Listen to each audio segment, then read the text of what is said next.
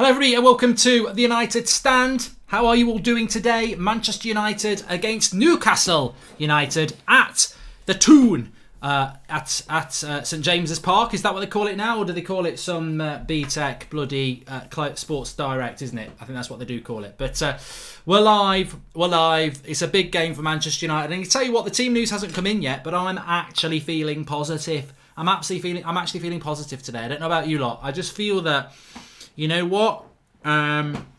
It's a tough game. We can expect a poor performance, but at some point we've got to start. This has got to be turned around. And look, I go into every game like this. Hoping that we are going to get a result. And I I'm going to start off with the stupidest line of all. I really do genuinely think that we're going to get something against Liverpool. I don't think we'll get beat by Liverpool. I didn't think we'd get beat by Arsenal. I said it weeks ahead of time, so I'm going to say it weeks ahead of time now. I don't think that Liverpool will beat us, and people can say what they like about that, but I don't. I think that we will park the bus, which is what we've done. You know, Mourinho did that. I ain't got a problem with that. They're a good team, and you don't want to get beaten by your rivals. You certainly don't want to give them 3 points towards the title. So I think that we'll get something against them, and I think if we get something against them after having 3 points here today, then it gives us something. You know, whether it's momentary positivity or not.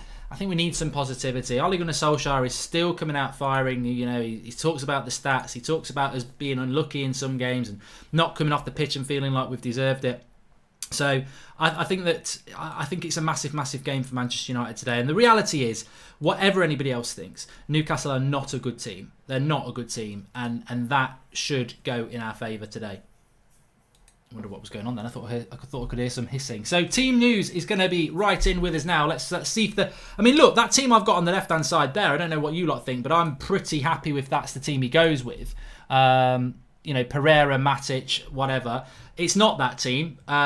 He has dropped Lindelof, which is surprising. I'm quite surprised by that. He's playing Fred, McTominay and Andreas, Mata, James and Rashford. So I'm quite surprised by that team. I am quite surprised with it. I wonder if Lindelof is carrying an injury, because Lindelof's not even made the bench. So let me just have a few tweaks with this team for you, because it isn't the team that we thought it was going to be. Dalot plays, Young plays at left back. So a little bit of switching around for us to do here. Tuanzebe plays at centre back, which is what many people expected and wanted to happen. So you can't moan too much about that. But surprisingly, well, I didn't see that coming with Lindelof, and I've got to be honest with you, I didn't. So I don't know whether he's got an injury issue or whatever, but we're just about to change the screen for you to get you the correct team. Diego Dalot is playing, Ashley Young is playing, Harry Maguire plays, of course, but no place for Nemanja Matic, and I think that's a very, very, very important thing as well, that we don't get Matic starting and we get Fred starting. So, you know what I would say is, in all honesty, that team is probably better than the team that I've got on the left, which is currently wrong. So there is no Matic and there is no Lindelof. But I think the main thing is that you've got Fred in the midfield. I do think that we will see Pereira playing to the right-hand side, because obviously Mata's going to play, which is a little bit frustrating, because I would like to see. I don't get what this obsession is with Fred. Sorry, not with Fred. With Pereira being a right-sided player, because he's not. He's better on the inside, and I would love to see him playing on the inside. But he actually did quite well in the last game, so we must give him his dues in relation to that. But as things stand, the team news is in, and I'm just about to change it for you on the screen. So save, yes, let's come back and have a look. So that's your team. It's changed for you. We've got Young at left back, we've got Maguire, Twansibi and Dalot. Very different back four. De Gea, Fred, McTominay and Mata, with James, Rashford and Andreas Pereira. And to be honest with you, there is an exciting element to that side. I mean, as I said, I came into this stream today positive, and I'm still positive about it. I am positive about it. I don't think it's going to be an easy game by any means, but I think that we've got to win today, and I think that that is a team that you would expect to go and win a game like this today, because I can't put any other finer point on it. We've got to win today. There's just no there's no other way around it, is there? We've got to win. So Twansibi starting at centre back. If anyone knows why Lindelof's not starting, I don't know. I mean, it's a weird one, because you sort of think, well, Lindelof's not even on the bench, so he maybe is, that's why Twansebi comes in. But then Twansebi didn't play on Thursday night, which I think was a big indicator that Twansebi would play today. So it is rather interesting in that sense. Dalot, defensively, Dalot was not that good against AZ Alkmaar, but going forward gives us a lot as well. Ashley Young didn't play very well against Arsenal either, so it's going to be interesting as to whether Newcastle have actually got anything about them to get anything out of this game. It is debatable. But the bench, some people asking about the bench. So Romero's on the bench, Marcus Rojo, Brandon Williams on the bench again, Matic, Gomez, Chong and Greenwood. So 4 very young players on our bench, apart from Matic and Rojo. The outfield players are Williams, Gomez, Chong and Greenwood, which I think... look... The situation with Manchester United at the moment isn't the greatest. It isn't the greatest at all. And if I was to show you this, if you look at the current league table as it stands at the moment, that's not what we want to look at.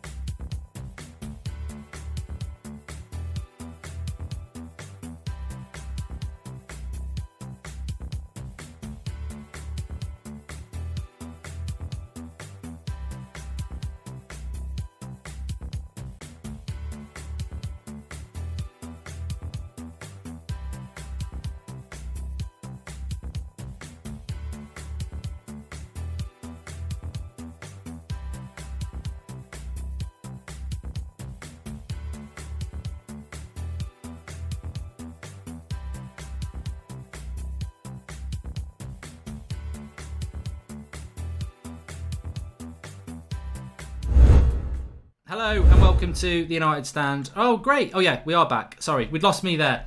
It's all right. I'm using a different setup that's obviously not working, so that's fine. I thought you could hear my audio on that thing before. We won't be trying that again. Apologies for that. But what I was saying is that United are currently not in the top half of the table. We're in 11th with 9 points. So if we were to win today, we'd go up to 12 points. But we've got to win. We've got to win, and I do feel that we will win today. I'm not gonna be too. I think what you got to go into this game with is, I understand why people are really pissed off at the moment. I get that. I do get that. I understand why people are angry. I understand why people think that Newcastle might win this game.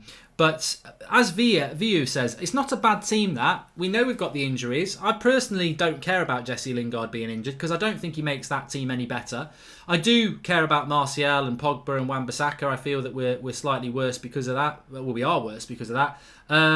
What hair product do you use, Mark, says Jay Singh. Lovely first super chat there. Brill Cream Super Gel. I've been using it for years. Why change? But there are United fans out there that feel that we're going to lose. But if you watch the preview I did last night with True Geordie, he said that Newcastle are crap. I think we know Newcastle are crap. I've got to be honest with you. I'm intrigued to see how well this Sean Langstaff does. He actually is starting. There's 2 Longstaff starting for Newcastle. Where's M Longstaff come from? Because they've got Sean Longstaff, who's 36. Is it his brother, number 43? But they're down to the bare bones anyway. I mean, they've got Yedlin, Shaw, Lascelles, Clark, Willems, Elmiron, Longstaff, Joe Linton and Maximin, and they're just not a very good team. They're not a very good team. This St Maximin is good on FIFA. He's very, very fast, and that Shaw's quite good as well. But it's just not. I just don't see United losing this today. I think Ole Gunnar Solskjaer has been under pressure quite rightly. I would argue that with anybody, but it is his brother, says Max Gardner. So there you go. But it's a game that I predicted we would win, and I know a lot of you don't agree with me on that one, but I think we will win this game today. I think that you've got to go and win this game today. They're not a very good team, and you know what? There's some confidence to be had there. I mean, Marcus Rashford starting again. Hopefully he won't be on free kicks. Red Baron says Lindelof out, much closer to fielding the whole of Brexit FC. And thoughts on the Joker movie, says Arturo Venagas. Not really the place for it, but what a film, you should go and see it. I don't see you scoring though, says Daniel Goodall. I mean, to be fair, in relation to Manchester United, I mean, look, you know, there's plenty of United fans watching who I'm sure can verify this. We have been bad this season, but we've always created the chance in a game. Whether it's, you know, we've always created a chance in a game. So, and I think as long as we take that chance today, then we will win the game. I don't see how Newcastle are going to score. I mean, I like Lindelof. I hope he hasn't been dropped. It doesn't make any sense to have him dropped, but Twansebi and Maguire, I think, are going to be a really good centre-back pairing anyway. The full-backs worry me a little bit. The midfield is as good as you would want it to be. Fred and McTominay are going to be mobile, and all we want is a bit of mobility in that midfield. Welcome to the United Stand Members Club, Roy Ing Nelson. Thank you very much. You can join by clicking the join button. Wolves are actually beating Manchester City. It's going to be Liverpool's title, isn't it? It is. Liverpool. Give Liverpool the title now. I mean, that is what is going on with Manchester City. I mean, Wolves are shit. I mean, you know what? It would be the icing on the cake today, wouldn't it, if Manchester United were to lose now? I mean, unbelievable. I've got to tweet, unbelievable. Wolves. But, you know, City, just give Liverpool the title now. I mean, nobody's going to go near them, are they? It's that is shocking from Manchester City to lose to Wolves at home, but this is going to be it. Liverpool are going to win the league. I predicted it at the start of the season. Can't stand it. Makes me want to sit. But apparently Lindelof's ill. That's what Flex is saying on Twitter. So I don't know whether that's true or not. But Traore has scored. Wolves are back. Wolves. No big European side would accept being 11th, bottom half of the table, says Andrew Stefan. Astro Stefan. Yeah, but as I've said, as I was wrongly trying to show you the league table before, with regards to United, I think it's going to work this time, actually. Yeah, it is. So, as you can see with the league table there, I mean, this is as it stands, but like I say, Liverpool will be 8 points clear after 8 games, which is stunning. They've made a point on Manchester City every single game. As it stands, Man City is still playing, so we've not updated the league there. But Arsenal winning as well. They're going to go into 15 points, which will put them into the top 4. Chelsea are going to win. They're going to go up onto 14 points, which puts them into the top 4 as well. So, but United currently on 9 points. If we were to win, we would go up to 7th, which isn't great, but that's where many of us predicted we were going to finish anyway. So, it's not great. I mean, look, 12 points after 8 games. Jose Mourinho had 13 after 8 games, and everyone wanted him to be sacked. That was the game that we beat Newcastle 3-2 from 2-0 behind at half-time. So, you know, he will have a point less than Jose Mourinho had at this time last season after 8 games. But we are currently we will be 12th now, won't we? Because Wolves have won, which is absolutely stunning. But what can you do? You can only take care of your own business. Why is everyone so much better than us, says Jay Singh. I mean, I was watching Chelsea there and the movements. And what I want to say today is, today the game for me is all about tactical positioning of his players. Now, we've got the midfield three I quite like of Fred and McTominay, and I don't mind Mata playing, to be honest with you. We've got no Lingard, so I don't mind Mata playing. I'm not going to moan. I'm not moaning about that team at all. Are you all happy with that team? I mean, get in the live comments. We should say that.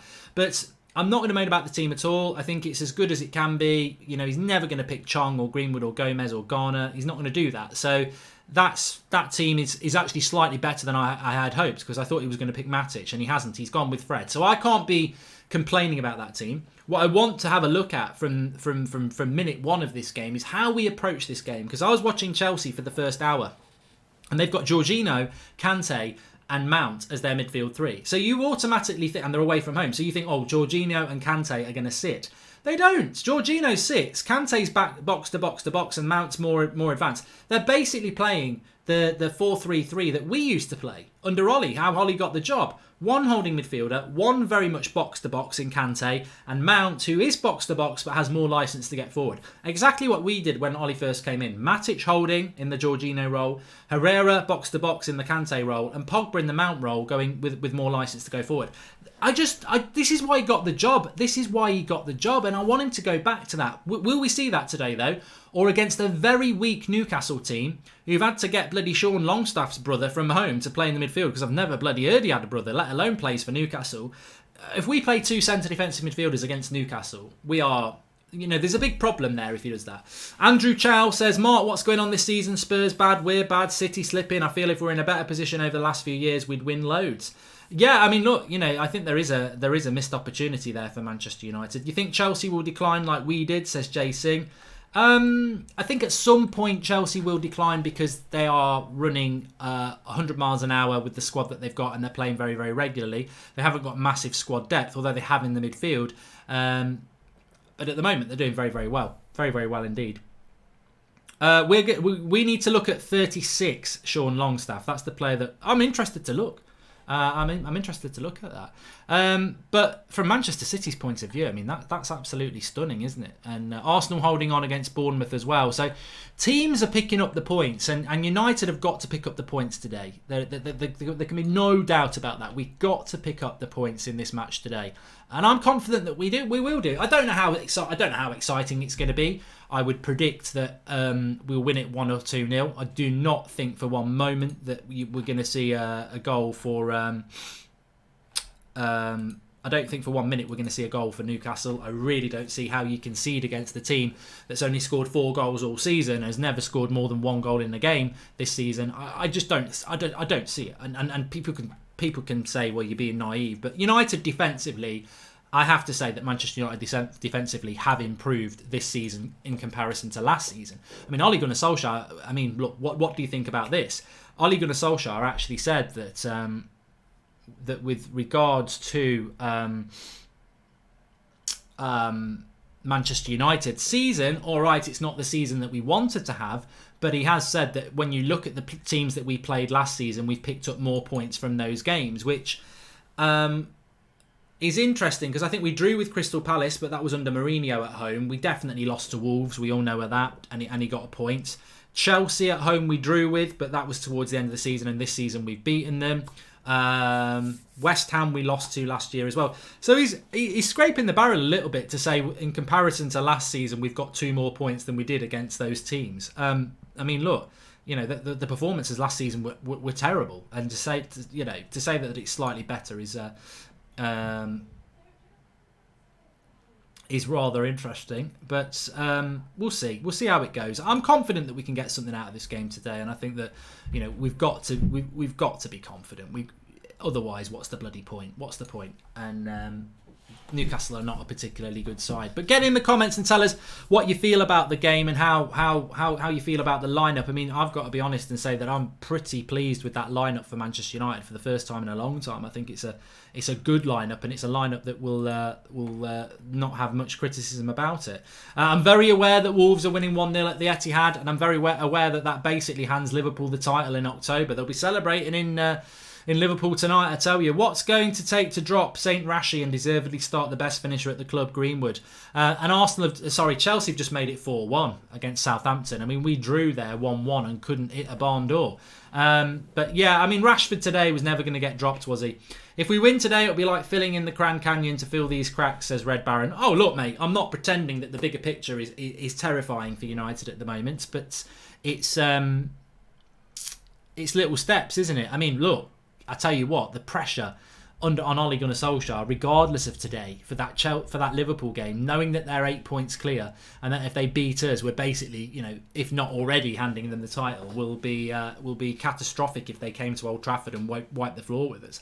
I actually want to see Dalot at the right wing. First donation, by the way, says Matthias. Yep, thank you everybody who's making the super chats. Jay Sav says, hi Mark, love this channel. Name 3 players you'd buy and 3 you'd sell if you were manager in the summer. Keep it realistic. Well, very, very quickly for you, I would still be looking for Bruno Fernandes to come to Manchester United.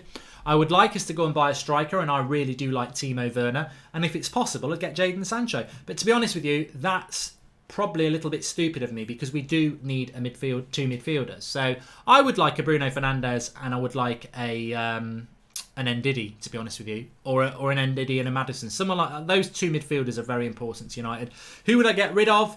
Matic, Jones, and probably I don't mind keeping Mata as a sort of vlog writer. So I would probably say Matic, Jones, and Lingard.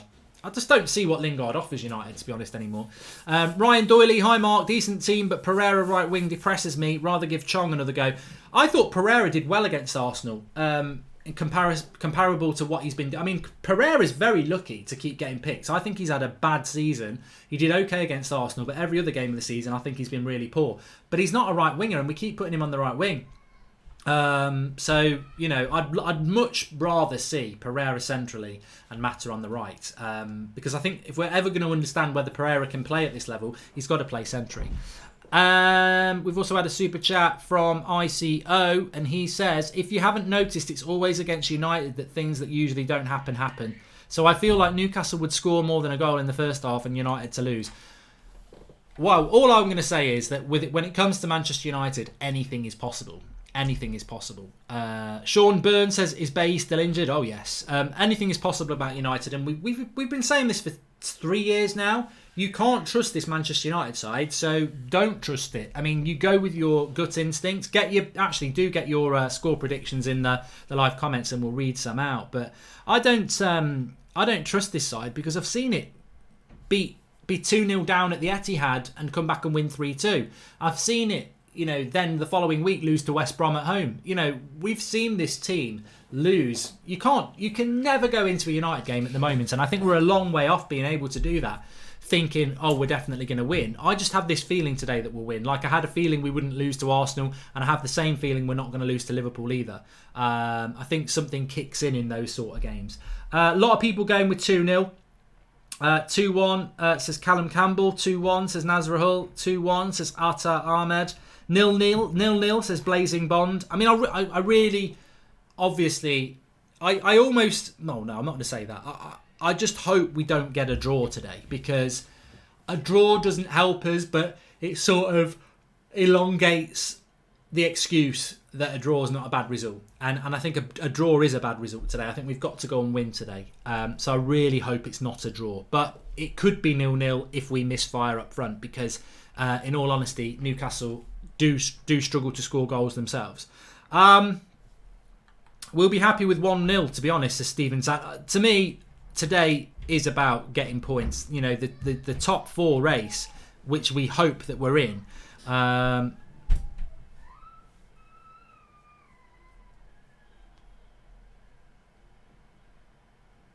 Sorry there. The top 4 race that we want to be in, we've got to win. You've got to win games. I mean, I don't think top 4 is realistic anyway, is it? I think we all know that. But you've got to start dreaming that dream at some point, and the dream starts today, I suppose. The dream starts today. St. Maximin to score, says Mahil. I'm interested to see what he's like, actually, because everybody I play on FIFA 20 seems to have him. Daniel Bohr says, I'm going to go 5-0. Yeah, I mean, look, Arsenal have beaten Bournemouth, Chelsea have beaten Southampton, and Manchester City. I mean, let me just tell you about Manchester City for a moment, if you're not aware. The team that they put out, you're going to be absolutely amazed that they've lost at the Etihad 1-0. But they're basically handing up the title, aren't they, to Newcastle, to Liverpool. We've got a new member as well. Let me give him a shout out. Keir Mills, welcome to the United Stand Members Club. Please do share the video if you're watching. Smash a like on the video and subscribe if you're new. Bottom right hand corners. We're trying to get up to 559,000 subscribers today. It updates in the top left hand corner every 1,000. 2-0 to United. A Dan James brace as Calvin Blades. Well, Dan James does need to sort of step up to the plate today, doesn't he? I know that puts a lot of pressure on the kid, but he does. He's been one of our more consistent players. But you look at that Man City team today. Ederson, Walker, Otamendi, Fernandinho, Cancelo, Gundogan, Rodri, Mahrez, Silva, Sterling, Aguero. I mean, it's a team that should still be winning that game. I mean, Bernardo Silva came on after half an hour, Gabriel Jesus. I mean, that team should be beating Wolves, and that's a significant result for Wolves, you know. It puts them above us in the league as well. Drops us down to 12th, so we better be getting a result today. But yeah, I mean, it's a stunning result for Wolverhampton Wanderers, that is, and they'll be a very popular team, on the old in Liverpool tonight, because I think they've just about given them a huge leg up, to be honest with you, in relation to their title race. Mark, I'll have no idea what to do if Liverpool wins this league, says Jin Anmara Singh. I predicted it, mate. It's not nice, but I predicted it. And welcome to Kalpesh Garat, the latest member of the United Stand Members Club. 2-0 to Wolves now. Traore brace. It's stunning. It's absolutely stunning. I'm surprised. 2-0 Wolves. 2-0 to Wolves. I can't believe it.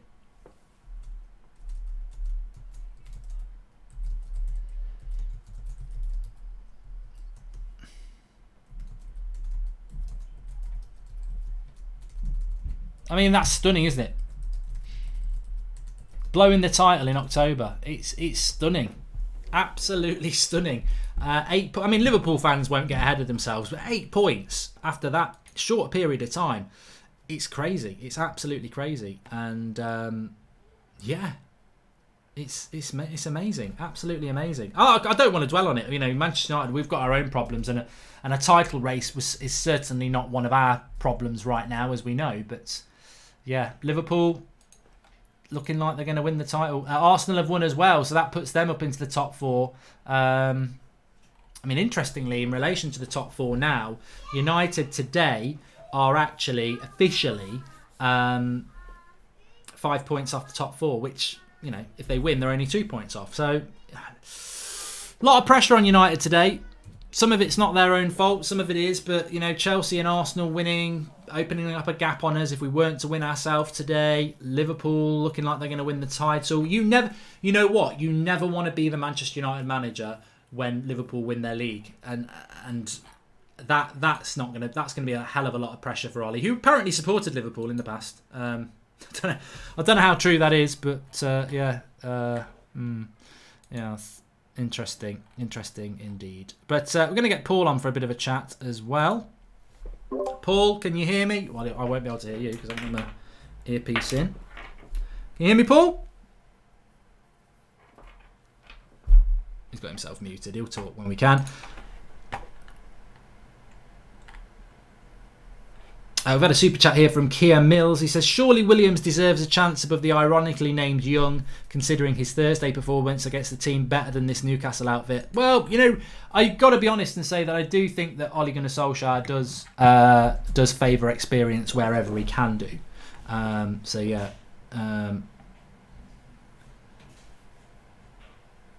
Hello, Paul. Can you hear me?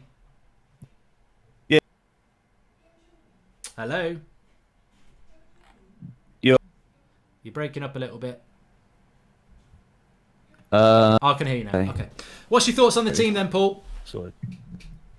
Yeah, it is what it is, really. We've got injuries. We've got key players missing, Pogba, Martial. So what everyone out there was going to be a little bit mismatched. So I'm just expecting, players to perform, put on a good show. Yeah, Fred's there. Yeah, I'm happy with that team. I mean, Fred got a lot of stick on Thursday night. I was quite surprised by that. I think no football fan surprises me, so I'm not going to aim it at Manchester United's fan base. But Fred seemed to be the player that was singled out a lot in the game against AZ Alkmaar, and it was almost like, Jesse Lingard and Nemanja Matic didn't exist. Do you know what? Fred tries things. Fred tries to put through balls through. Fred doesn't pass the feet, he passes in front of players, so people have to run onto the ball. He's positive, and I don't think the team in general are positive. So when he's trying to go forward, I don't think there's much productivity from it. But I like the fact that he tries things. He may lose the ball, but he tries. He tries to go forward. Not this Matic 5 touches and pass backwards. I'd rather he risked a little bit than Matic do that. So Matic being out the team for me is the biggest positive out there. Yeah, 100% on that. And Akash Singh Patha says, playing Fred only when Pogba is absent shows Ollie believes he creates more going forward. Do you think Fred plays if Pogba was there today? Well, what do you think about that, Paul? Do you think we will get to a point where Fred plays in a midfield with Pogba and McTominay? Because I think that's the midfield three that we'd all like to see. But I actually said this, and I'm glad I was going to ask you the other night. Ollie in or Ollie out? Where do you stand at the moment? Because I was meant to ask you this the other night, to be fair. I wish it was that easy, mate. I really do. I wrote something on Twitter earlier. I'm on a cycle of Ollie in, Ollie out, and I'm possibly owning up to be a flip flop, because during the week when I listen to debates and I listen to people, I read papers, I read Twitter, I read people's opinions. I've got my own opinions, obviously, but during the week and the build up to a game, I understand why Ollie is in the situation he's in. I understand the effect the board and the lack of investment is having on Ollie. I understand his commitment. I understand the direction he wants to go in. Yeah. And I also think, has he got the players to be able to do so? And then it comes to match day and I see the team sheet and I get a little bit down thinking, what's he doing? And then I see the tactics and the in-game mismanagement. And slowly but surely, he breaks down that positivity with the way he's playing at the moment. I'm watching Chelsea play like Ollie used to play. Exactly, I said that, yeah. With a 4-3-3 and one holding and moving forward and quick tempo and positive play and putting pressure. This is the Ollie pre-PSG that Frank Lampard's doing. And yes, there is a risk of conceding goals. And yes, we may lose 3-1 or 4-1 to better teams, but it's an exciting brand of football. It wins games, and then people suddenly get a little bit of fear factor, and they sit back, and they don't want to. They have to change their tactics for us. So you said it before. I don't understand the pre-PSG and the post-PSG twist. I don't understand the change of tactics to what it is at the moment. Well, Tuff says, what do you think of the make of the lineup, Mark? And I think the positivity, certainly from me and from Paul as well. I mean, I'm happy with that lineup. And Justin Monday says, why are we not playing a 3-5-2? Maguire, Twansevia and Lindelof seem strong enough to deal with the pressure. Thanks for the contribution, mate. Remember, you can do your super chats through the $ on the live comments. But the reality is, I think Lindelof's obviously out injured. We're not going to play 3-5-2. I think Mourinho used to try that and it worked quite well. We've never really seen Ole Gunnar Solskjaer do that. But what we have seen is what you were saying there, Paul, is I watched Chelsea today with that Jorginho role. That was Matic at the start. Kante was in the Herrera role and Pogba was in the Mason Mount role. And that's what got him the job. And now, what irritates me the most is, and you get these plonkers on social media going, Goldbridge is Ollie out and this, that and the other. I've never uttered the words Ollie out. What it is blind faith gets people killed. Blind faith is stupidity.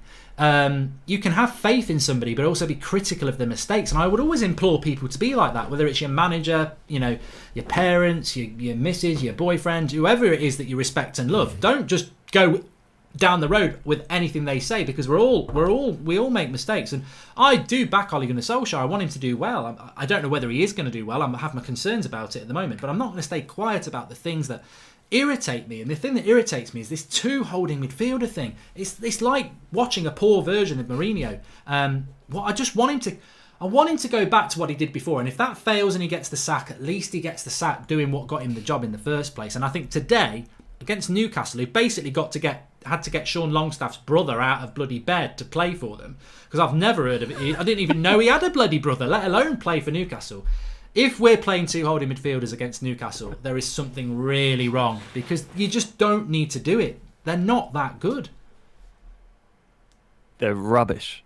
Newcastle are rubbish, but we struggle with any team that sits back in a shape, and Steve Bruce is sit back in a shape. You know, he's the anti-United. So we'll struggle to break him down. There's no doubt about that. But we've got players in there that can.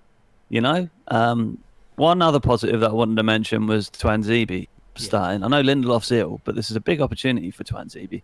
And I don't know about you, but I just feel more safe with Tuanzebe next to Maguire, just purely because of his pace and his aerial ability. I just feel, I know he's fresh, but he had a full season in the Championship, and you get knocked about in the Championship. You learn a lot. Well, Newcastle are a Championship side, aren't they? So it'll suit him down to the ground. Yeah, exactly. So I think Tuanzebe is a massive positive. I hope he steps up, and I think our defence again, Mark. We haven't conceded many goals. Our defence is solid. Maybe because we've got two sitting holding midfielders, but that is a controversy. We've got a good basis to work from. But when it comes to attacking play, I mean, people talk about patterns and people talk about, you know, there's a style, and there isn't anything. So that's what we need to see today. We need to see partnerships, people working for each other, and energy. That's something else that I saw in Chelsea. Their energy is phenomenal. And if we have that sort of energy, we can destroy Newcastle. Well, the GDS system has just popped up on my screen for the Chelsea game. As everyone will know, if they watch me on FIFA, I have a great relationship with GDS.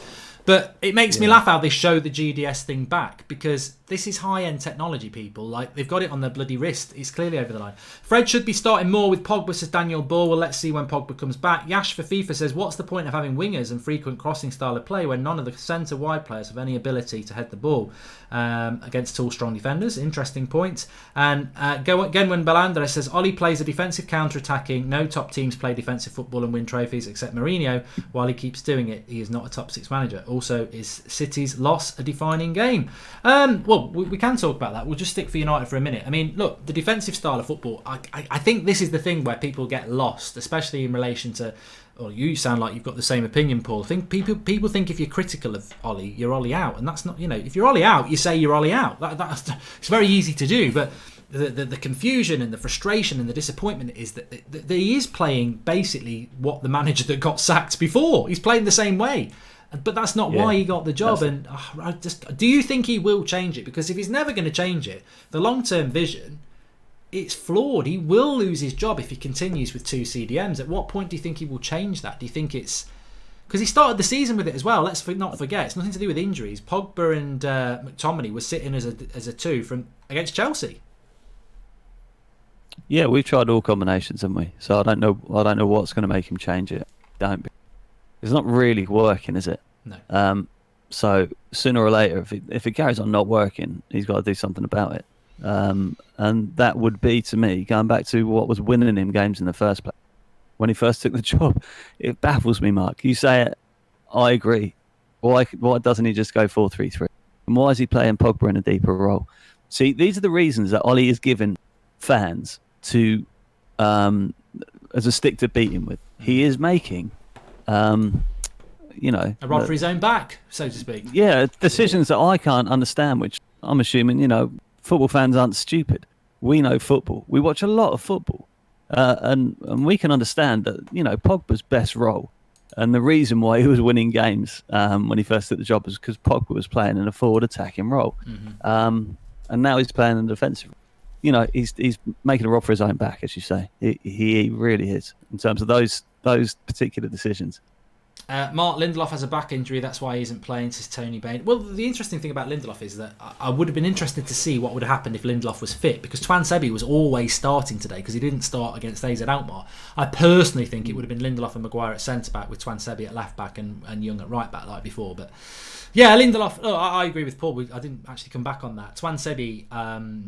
I don't think Lindelof should be dropped for Tuanzebe. I don't think Lindelof's done enough wrong for that. But Tuanzebe was definitely pushing for that start, and I like him. I think he is the third choice centre back. Maybe he can now. This is the opportunity, though, isn't it, Paul? The thing is, Lindelof's not been dropped for him, but the reality is the way football works, you grab your opportunity.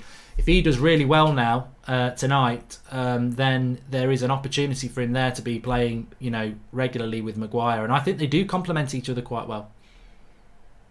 Yeah, and for me to say that I like Tuanzebe in today doesn't mean that Lindelof's a bad player. I still rate Lindelof. Just to say, if I want anybody to replace anybody, it doesn't mean I think lesser of the player they're replacing, because Lindelof and Tuanzebe could be a good rotation. But just today for Tuanzebe against Newcastle, who haven't really got an attack, they got a headless chicken and Almiron, and they got a big lad up front. That big lad up front, I feel, is better protected by Maguire and Tuanzebe than it is Maguire and Lindelof. But he has his qualities, and I believe they're going to work very well for us. And I know a lot of people are slagging Lindelof off, but I personally think he's a very good defender and he can get better. So Tuanzebe's got his chance. I hope to God he takes it, but he's still a young lad. We've got to give him a break. One thing about our team at the moment, though, Mark, our right side. What do we do with it? What do we do with our right side? Because whatever we seem to do with it, it's dead. It's dead, which means whatever defence we can come up against, they just forget about it, and then they centralise their defence, and we can't break him down. We need width, and without a right side, we haven't got it. And Pereira and Matt are dead food out there, aren't they? I mean, look, that is interesting about today, where the goals are going to come from for Manchester United. I think Dan James is explosive, Pereira's not. We don't even use Pereira for the best thing that he is, which is set pieces. Rashford's way out of confidence. I think even Newcastle's defence will think, that could be an easy day. Fred, McTominay and Mata, somebody's got to step up from the plate creatively today. RRG Crazy says, Mark, the board need to grow up and listen to the fans. And Matthew Smith says, anything less than a win will show that there are deeper issues at this club than we can see on the surface. The manager shares the blame, but not all. I mean, just going back, actually, just while I've remembered. I mean, one of my theory on why, and I don't know what everyone else's is, because I'll certainly want to read some of them and get Paul's opinion as well, it's all right, just keep saying that, we didn't appoint Ollie for this. The 4-3-3 was what we appointed him for. One holding midfielder, two box-to-box, and he's gone to 4-2-3-1 with two holding midfielders. It makes us very defensive. Of course, we're going to concede less, but we're not scoring enough to win games. It's boring, crap, Poundland football. And I agree with that. But what I would say is, I always have to struggle. And I think you're the same, Paul. I think everybody's the same. I can't just moan about something and then not try and find out why. And in my theory is, we had such a bad start to the season, bad end to the season last season, that mistakenly Ole Gunnar Solskjaer let it cloud his judgment into this season, and he didn't want to carry on to this season with that bad run continuing. And so he went defensive, when what I think he should have done is, it's a new season, it's my first full season, I'm going to go at it like I did when I first came to the club. He didn't, and it's backfired badly. So he went defensive thinking, I'll grind out maybe 9-12 points from the first 4 games. That didn't happen, and now he's like, shit, I'm in big trouble. I've got to keep defending because my job's on the line. And I think that's my only justification. He did it from game one. Like I said, he had Pogba and McTominay as 2 holding midfielders, and I think he just let last season carry on into this season and came into this season way too cautious. Yeah, it's very familiar, Mark, isn't it? Yeah. This is my problem with the way Ollie's going at the moment. Coming in very defensive. That not working. There's no basis. You can't go anywhere from that. If you come in defensive and it doesn't work, you think I'll pick up a few points just to get it started, and that doesn't work. You can't go all out attack after that, because then you might concede more goals and more points. So I agree with you. The way he started off the season was not the correct way to go forward, especially after his rhetoric of, we're Man United, we attack. There's a certain way we play. We have a responsibility to entertain the fans and score goals. And then he does that. That's another thing that frustrates me with Ollie. Yeah. From what he says to what he does, it doesn't really correlate, does it? And then it winds me up a little bit. I don't know about you. Yeah, it does. I mean, Buster Nut says, Mark, I'm not Ollie out. I am everyone out. Mercenaries. What does that mean?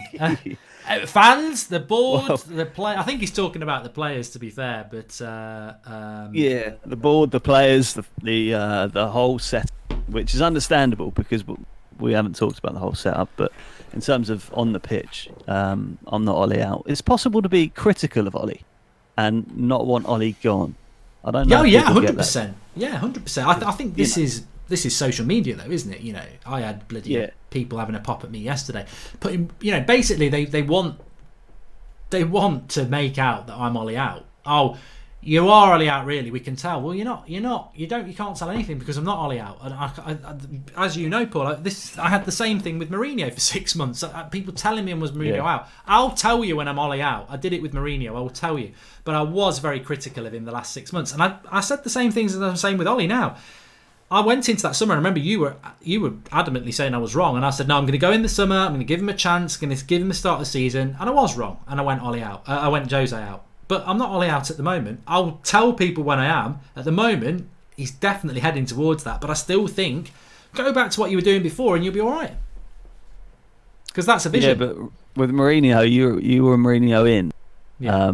Due to his track record, his CV, his Wikipedia page, and his guarantee that he always wins a title in the second year. So as much as I was anti-Mourinho and I wanted you to be at Jose out, you can kind of understand that. With Ollie, he hasn't got that CV. His Wikipedia page, it's not great. So what are we trusting in? Him being we're trusting him on him being a club legend, him getting what Manchester United's all about, and that cascading down through the players, and and them feeling the same sort of responsibility to perform as Ollie does. I don't really know if that's happening at the moment, and that's upsetting because I expected more energy. I expected more enthusiasm, and it seems to dissipate so easily. But there's that mental fragility we've still got, Mark, and that's a hangover that's very difficult to cure.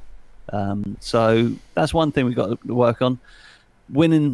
Getting results will help, but again, what are you more interested in today? I know results are a big deal, but do you want the performance to be excellent and get a good result, or are you not even bothered about the performance? I think that's a great question. I'd love to people in the live comments to interact with that, actually. Like, what do you want from today? Because I think today isn't just Newcastle away. It is, but it actually is. We know we've got that Liverpool game after the international break, and that's massive. Today is very defining, and people can ignore that if they want, but it is, because if we scrape a 1-0 win playing two holding midfielders and crap, we get a win, but where are we going? If we have a 3-3 draw, and it's a crazy game, but we play expansive football, I actually think that would be better for me, Paul, than scraping a 1-0 playing shit. If we played expansive football in a way that he used to play, I would take more from a draw, an exciting draw, than I would from a crappy 1-0. And some people would say he's stupid, I'd rather have the win. But this is a manager we're being told by him and the board and ex-players that's going to be here for 2 or 3 years. If that's the case, I've got to have something to grab onto. And we ain't winning the league this year, and we're not probably going to get top 4 anyway. So dropping 2 points at Newcastle, but playing a brand of football that actually gives us something to hang on to, that's what I want now. I don't want to just scrape 1-0 wins playing shit football. It's Manchester United. I'd rather finish 12th and build something than finish 7th and scrape it with crap football. I'd take 3-3 with attacking football. You're right, Mark. There is a decision to be made here, in my opinion, whether it be by the board, by Ollie, also, by people like us, fans. Do we want this season to be a progressive season, to build something at a cost? But at the end of the season, we're like, this is where we are. We know which youth are going to work. We know who we have to get rid of. We know who we need to replace. We know the positions that we need to fill. We finished 11th, but we know where we're going. We have to spend some money here, there. Or do we want a scraped Europa League spot at 5th, just so we got a bit of bragging rights over Arsenal? We finished 6th. Yeah. And not learn anything about our team. Eventually end up with Ollie at the wheel doing Mourinho tactics, but scraping a position which we kind of wanted. It's a decision we have to make at the moment. In my opinion, we're trying to do both, and it's not working.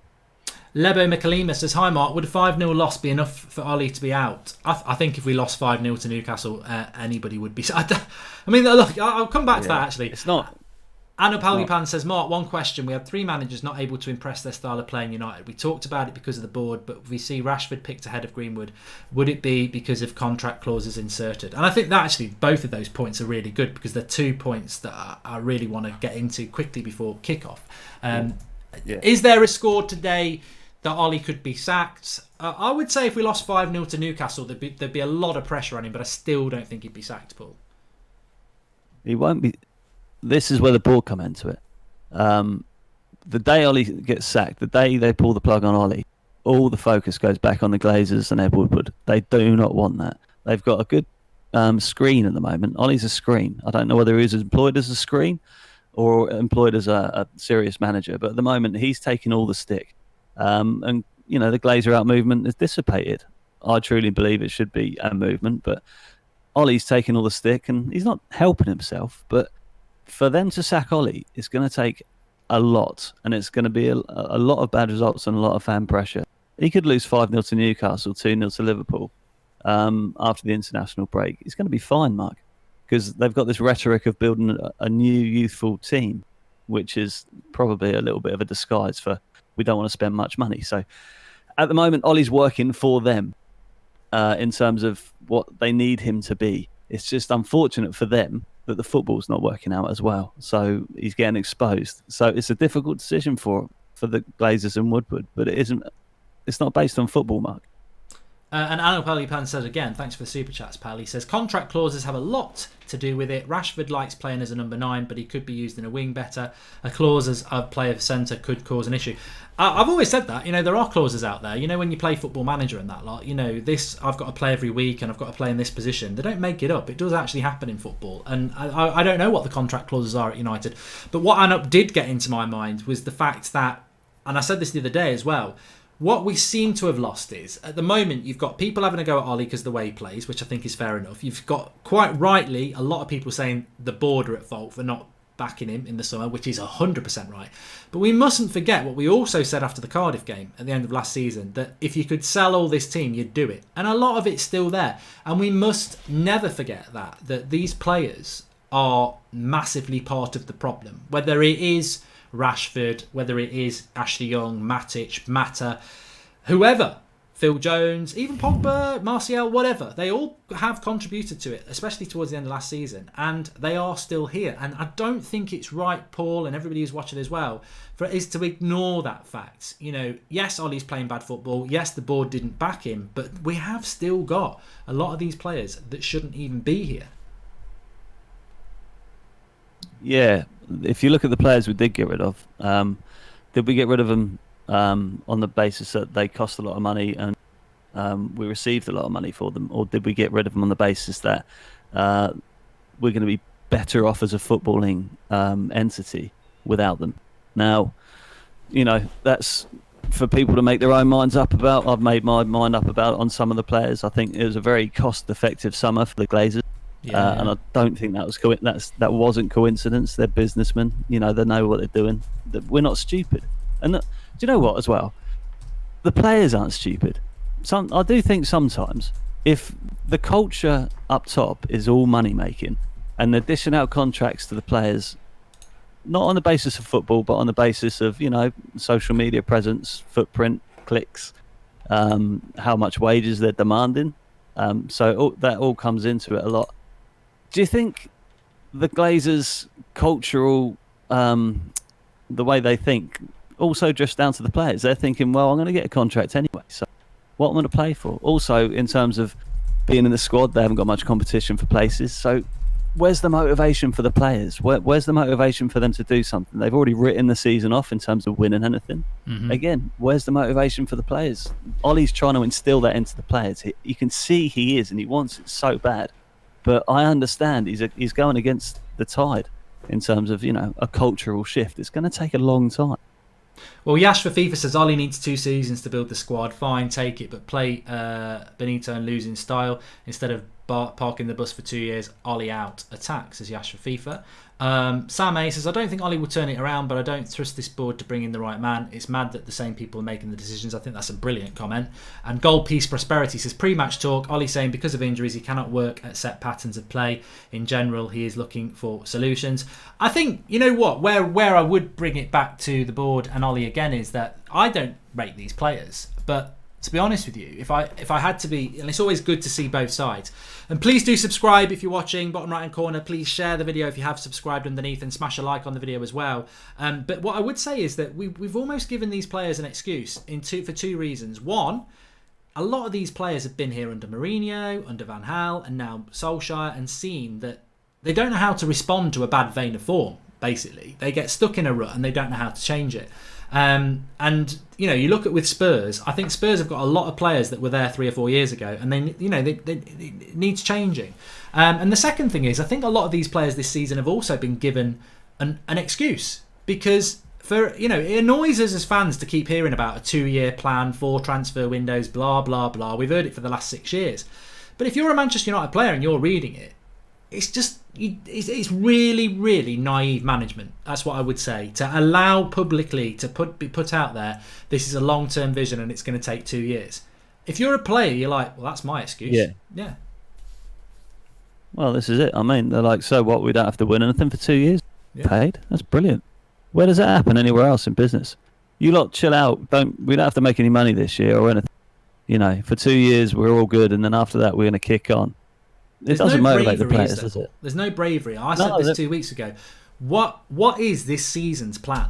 Like, why can nobody come out and say this season is about top 4? That is the minimum we've got to get this season. No, nobody has said what this season's all about, and I think that's shocking for a club of Manchester United. Yeah, it's about making as much money as they made last year, or paying as many dividends as they did last year, this year, but also with the loss of revenue due to not hitting the Champions League for 2 years in a row. You know, everything's done through accountants, but that's the bigger picture. I mean, it doesn't motivate much when, as a player, you hear you don't have to win anything. 6th is probably good enough. But Ollie's trying to change it. I'm backing Ollie here in this, mainly. I'm not really going in on him. There's a lot of things to go in on him, and I understand people are Ollie out. I really do, because of his on-field tactics. You know, his inexperience. There isn't a vision. Looking to the future, I can't see where he can go at the moment. I'm hoping he'll change my mind on that. I think you're right. There's a bigger picture. Yeah, I think you're right there, and I think as well as there being a bigger picture, I think there's a story still to be told. I don't have a problem if people are still Ollie out, but to me, it's not right. It's not the time yet. But I do believe that today is massive, because, you know, for every bad result he has from this point, and he is on thin ice. For every bad result he has from this point, he's going to fall. He's going to get closer to slipping through, and he still can. He still can turn it around. And I'm always like this. I always look to be positive before the game. But look, Paul, we'll get you back on at half time. Where are you going? Where are you going with this game then? What's your prediction? I went 2-1. I think Newcastle will nick a goal with that big lad up front, but I think we'll score more goals than them. I don't know who's going to get the goals. I think James is going to be heavily involved, though. So, yeah, I think we're going to win this, Mark. Newcastle are rubbish. We're not great, but if we can't beat Newcastle, then there's questions to be answered. Definitely. Well, I'll speak to you half time, Paul, and thanks for that. Cheers, mate. See you in a bit. See you in a bit.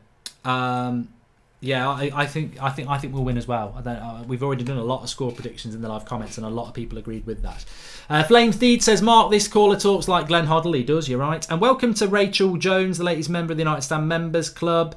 It's going to be interesting to see what Longstaff plays like. There's 2 Longstaffs. Don't look at the one with number 40 something on the back. It's the one with 36, I think it is, or 39 on his back. It'd be interesting to see what he's all about, to be honest with you. Please shout me out, says Andrew Salib. I'm not talking about Arsenal.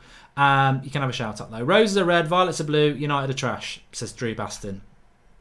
Thanks for the super chat. Remember, if you want to make a super chat, you can do it through the $ at the bottom of the live comments.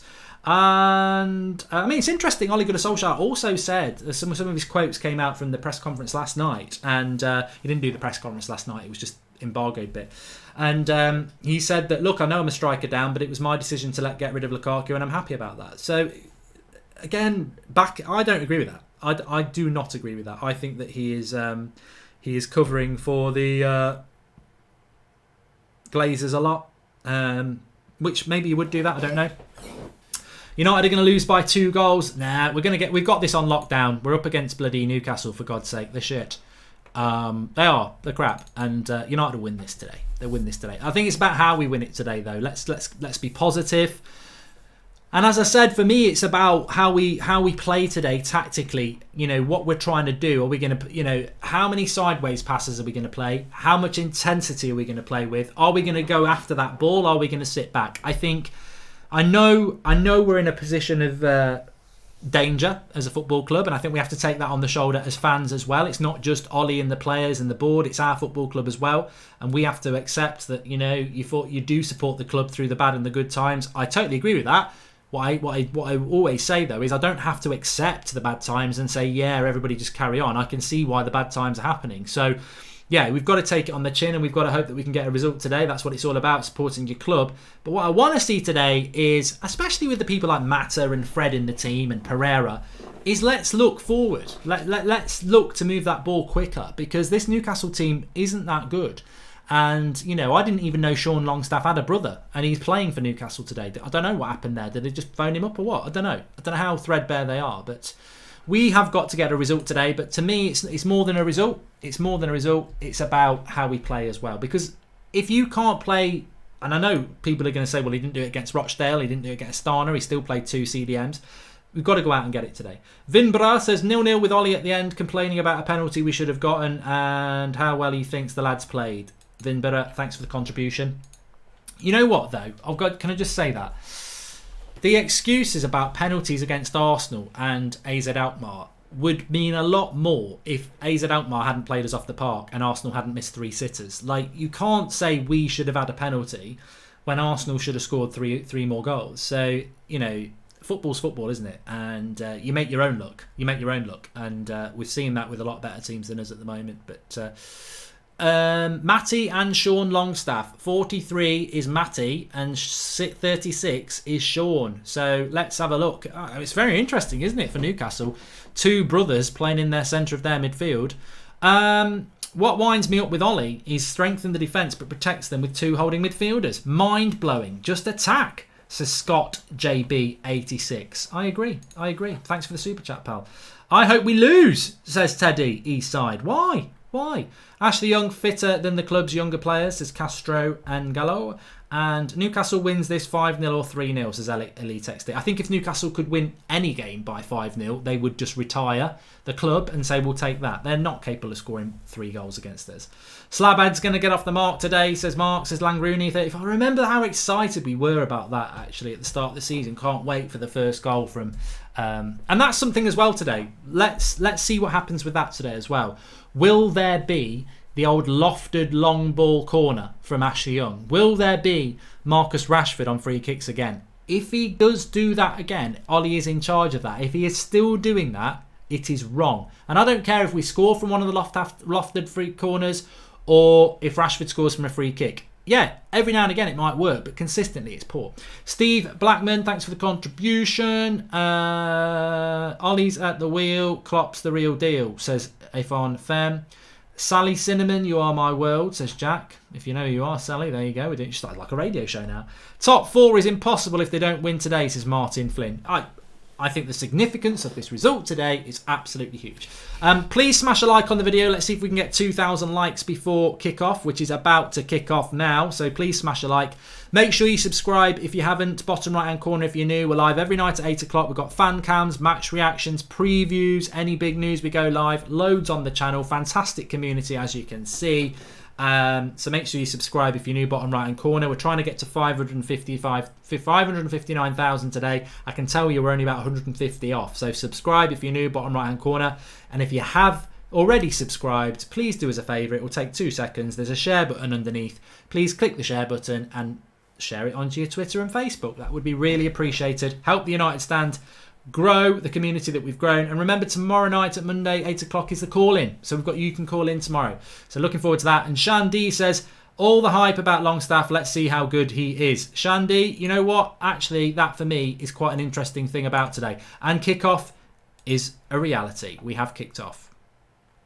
And there's the timer for you as well. And Matt Rush says, not often our midfield looks better than our opponents. Surely it's a win for Ollie. Yes. Well, let's see. Well, straight away, I can see, well, it's too early to say, but United seem to be pushing forward with their centre-backs on the ball. But it definitely is. I mean, McTominay's just lost the ball straight away there to, I think it was Sean Longstaff, and it's Maximilian, whatever his name is. Don't bloody score. I tell you what, bloody hell, Newcastle nearly scored there. Thanks for the contribution, Steve Blackman. But tackle Sean Longstaff, I think it was, on McTominay. Maximilian flies through, feeds it wide. He gets it out of his feet well, tries to get the shot cross in, and Ashley Young makes a good stop. But it's a very, very good start from Newcastle and a very poor start from United. Was it Sean Longstaff who robbed McTominay there? We've cleared the corner anyway, and that's not the sort of start you want, giving Newcastle a little bit of momentum to start off with. But that's the brother Longstaff, puts it in. Good winner by Delo. And there's an offside there as well. So encouraging start from Newcastle. Another chance, says Alvin Blocks. And yeah, he's bought Ollie's suit, says Gaz Elliott. Pink Vacuum Boots, says songs for the deal.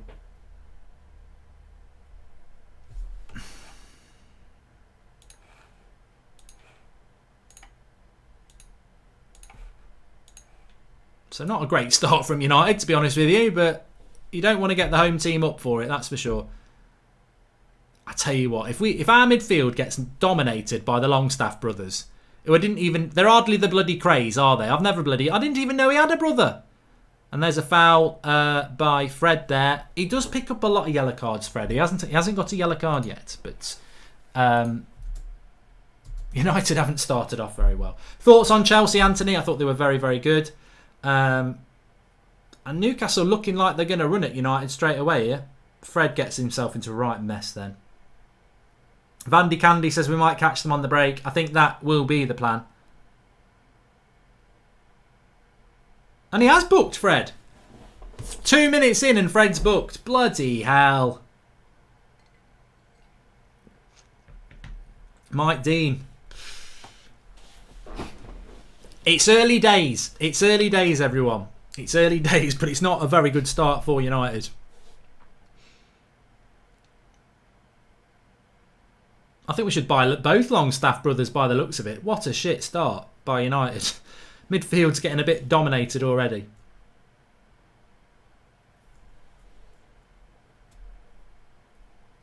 Well, he's going to shoot from this free kick. Straight into the wall. And here's Dan James. He's away, but he doesn't... Dan James on the break. I mean, I know he's quick, and he is quick, but that is an outlet that we've got to try and use today, without question. This is embarrassing straight up, says Sander. It's early days, everybody. It's early days. Let's not get too negative.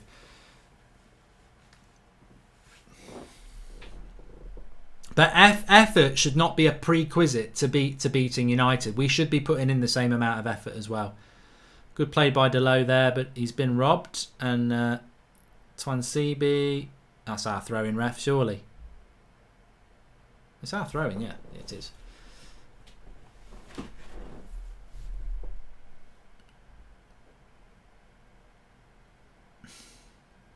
So Twansibi playing at the back with Maguire today. Lindelof ill. We've got Delo at right back. We've got Ashley Young at left back. Fred, McTominay and Mata playing in the middle with Dan James, Pereira and Rashford. Rashford's not been near the ball yet.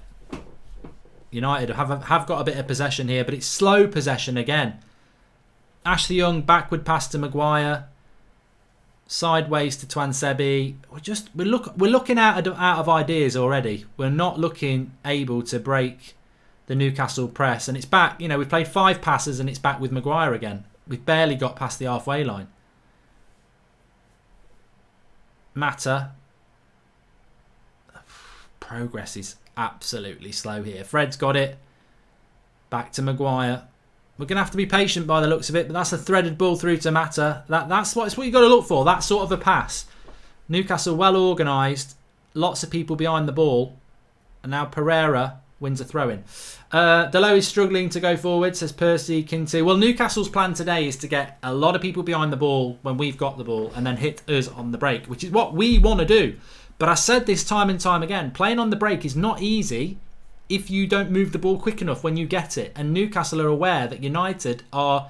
Young's just made a crap mistake there. It's gone for a throw into Newcastle.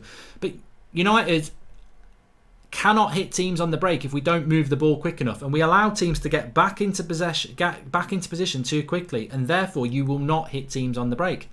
Whereas Newcastle, they know they can hit a long ball up to Joe Linton because he's a big lad. Please subscribe if you're new, if you've got a few seconds while this game gets going. Bottom right hand corner, and remember we have got fan cams there. Flex is up at the game as well. Newcastle are on possession here. And I am interested to watch Sean Longstaff. His brother's the younger, smaller one. I think he's younger anyway. But here's Fred bringing it forward. He's not in his own half yet. And Newcastle have won it back. Well done by... I nearly called him McTominay. Longstaff. The Newcastle version of McTominay has started off a lot better than our own version at the moment. But they've just put the ball out for a throw-in. Too slow from the United to scrappy Red Devil. It's 0-0, George Yanad. United really missing Martial, in my opinion, says Ross Gawley. Already bored, says Average Person. And this isn't progress, Mark, says Freddie Mercury. It's too early. It's too early in the game to be worried about it. Sean Longstaff has just beaten... Not Sean. Is it Matt Longstaff, who's half the size of McTominay, has just won a header against him? I hope McTominay has a good game today. I mean, he's allowed to have a bad game. McTominay deservedly was Player of the Month last year. But as I've said with McTominay, he's not going to play well every game because he's at that age where consistency is totally acceptable. He's not going to be consistent yet. He's going to have good games and bad games. And he's working really hard to find that consistency. But he ain't always going to have a good game. I think Martial will be back after the international break, Sahul Hussain. Remember, we're not playing for 2 weeks after today. And Maguire heads it back to De Gea. So, bit of a slow start from United. I am a little bit optimistic that the midfield. I mean, Mata's coming very deep there. Fred seems to be the one who's coming deep for it, and McTominay is trying to push forward more. So I don't think it's as much of a two holding midfielders than we have played previously. Fred certainly is holding. Nice little long ball into Rashford there. He didn't keep it in. Interesting to keep your eyes on Rashford today. A lot of people feel that Rashford's body language just isn't right at the moment. I don't know why that would be. He's grown up at this club. He loves this club. I don't know whether he's still carrying an injury like he has been for the last 6 months. But body language hasn't been quite right. It could be lack of confidence as well. But we really could do with Rashford scoring a couple of goals today because he's obviously going to play a lot for us this season. And it's all right to keep having a go at him. And he hasn't been good enough. But ultimately, when you've got players that are going to play a lot of games for you, you want them to be doing well. A lot of sideways and backwards passing, says Rahul Joel. Get the team up the park beside the swings, says Peter Cab. McTominay is not pushing up so much, says K.A. And bring Charlton on. Still got his hobnailed boots, Andy, says Timekeeper. What's your honest prediction for the game? If you're a neutral, says Sav Duga. I would predict United to win this. You know, if this was... I'd predict Everton to win here. I would predict Bournemouth to win here at the moment. So I'm not blinkered. I think United should be beating Newcastle. I really do think that Newcastle are relegation candidates. I mean, Steve Bruce is not Rafa Benitez. I think that Newcastle are a poor team. And I think that Steve Bruce is a poor manager. So, yeah, I think United will win it. But the start's been slow. But sometimes away from home, you do feel your way in. I don't think you should feel your way in against a team like Newcastle. But I think we are sort of feeling our way in a bit here. Hazardous 1990 says this game's got a draw written all over it. I mean, as I say, quiet start from Pereira and Mata, because we're not able to get them on the ball. Same for Rashford and Dan James. McTominay and Fred have got to do more to create space. Why should we be beating Newcastle when we couldn't beat Rochdale at home, says Alyssa Drizzy? Because we're Manchester United. You know, you can't let your expectations get lowered. Oh, we didn't beat Rochdale, so we shouldn't beat Newcastle. We're Manchester United. We should be beating Newcastle. And the more you lot accept that we shouldn't beat Newcastle, the more you've allowed the Glazers to win anyway, because they're still picking up the same amount of money. Right, United have worked their way sort of to the edge of the box here. Fred switches it out to Delo, who cuts inside and loses it, basically because he didn't have any options. And this is good play by somebody I don't even know for Newcastle. Looks a bit like I don't even know what position he plays in, but he was good battling. Linton wins the knock on, but it wasn't there for Maximilian. I mean, that's going to be a tough battle for Twansebi today. Newcastle left back Yedlin and St Maximin have got better furniture on their head than in my local IKEA, says Gold Piece Prosperity. And I like the look of their left back. Is that Yedlin? He was the one there who was biting into the tackle.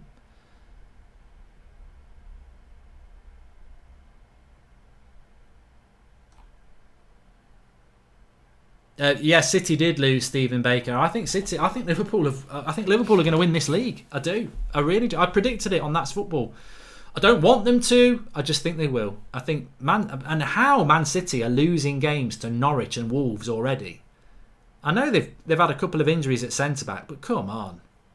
Maximilian running at Dalot, past McTominay, shoots from distance and wide. McTominay's not had the best of starts, has he? He hasn't had the best of starts so far. He needs to get to grips. That midfield has started poorly.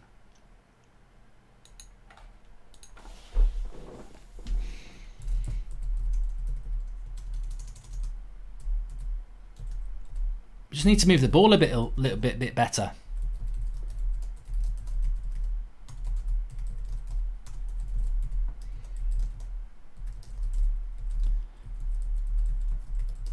Another bad ball by Young.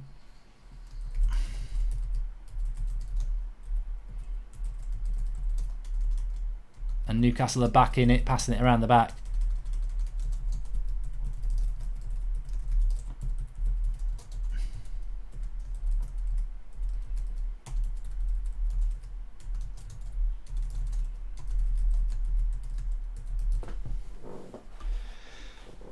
So, what are your thoughts? 12 minutes have gone quite quickly, haven't they? I just pray this is not going to be a 0-0 game.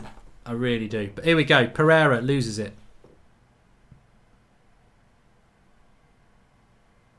Free kick. Mata playing again. Ollie out, says DK. What are they doing in training, says Archie. This is a question we seem to get It's bang average, says Sam Kello. We seem to get this a lot at the moment. What do United do in training? Centre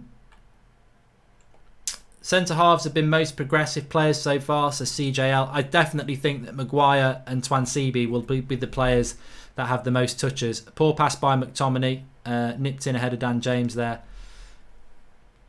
United need to be a little bit careful in this game because they don't want to be going 1-0 down because they've had such a bad start. Dan James is going to get booked now, I think. Well, he might get booked. It's a similar sort of tackle to Fred's, but I think he's going to let it go, actually. No, Mike Dean's saying, no, it's his first tackle. I'm not booking him for that. Which is fair enough.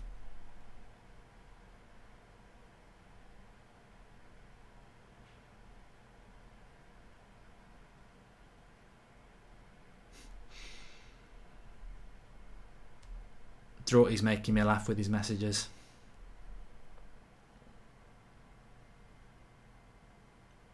Maximilian. Poor pass. Still finds its way to Joe Linton. Get rid of it. Yes, get rid of it. Delo gets rid of it. Now Mata bottles a 50-50. That's terrible by Mata there. Absolutely disgusting. Well done, McTominay, who wins it back. And I think it's going to be... it's a yellow card for Yedlin. But Mata's just bottled a 50-50. That's poor. He absolutely bottled that. McTominay didn't bottle this 50-50 though. Well, it wasn't even a 50-50. Definitely a yellow card for the Newcastle player though. So, the Newcastle right back's on a yellow card, and we've got Dan James. You know what you have to do? Get the ball to Dan James ASAP. But this happened against against Arsenal, didn't it? This happened against Arsenal very early on as well. We got what was his name? The right back for Arsenal got booked very early on, and we never exploited it, even though we were the home team.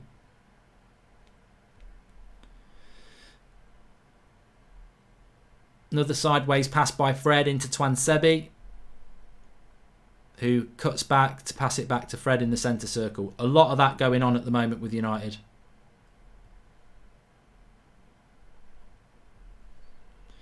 I need to be a little bit more progressive in this game because it's not been good enough so far.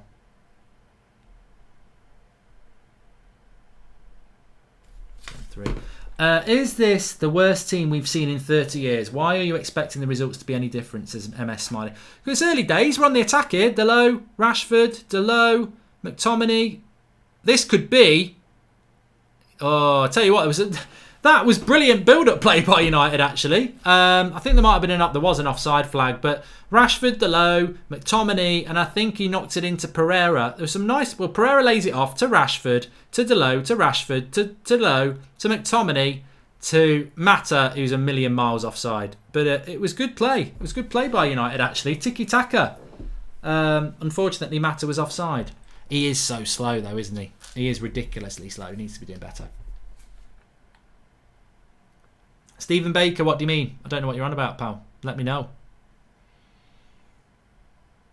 If you'd never seen this team play before right now, you'd assume they were in the bottom half of the table.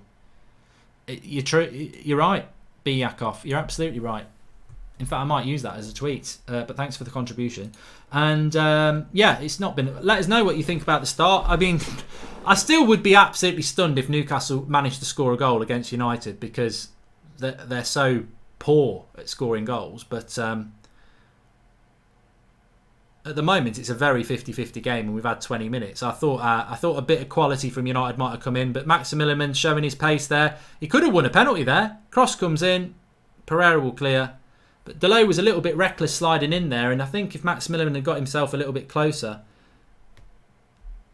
it could have been a different story. But this is the sort of game where Newcastle have started off very, very well, and United need to just get a goal on the break and shut them up. That's what you need to do in a game like this, because we've started off badly, but just use your quality to get a goal and get ahead.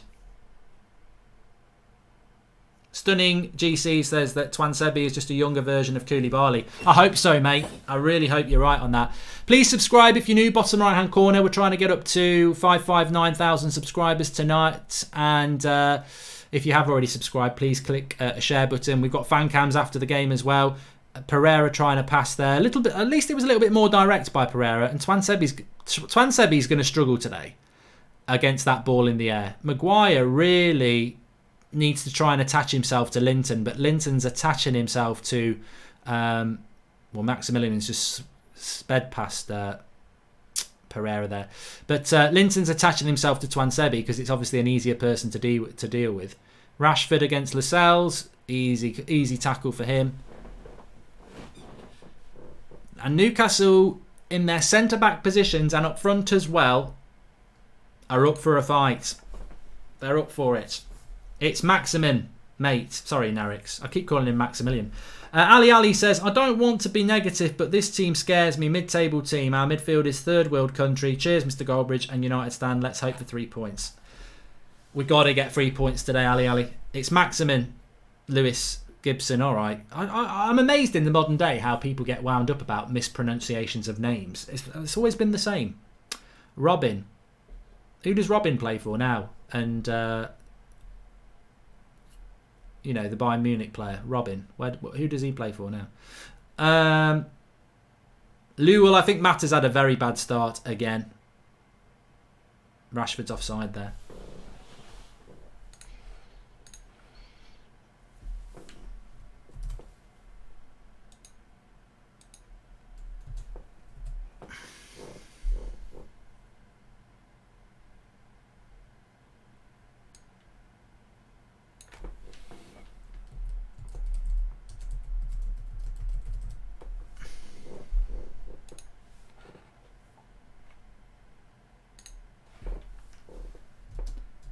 I really like Juan Mata, but I'm bored of saying it. I really like him. He's a great guy. He does brilliant work for charity. He writes a brilliant blog.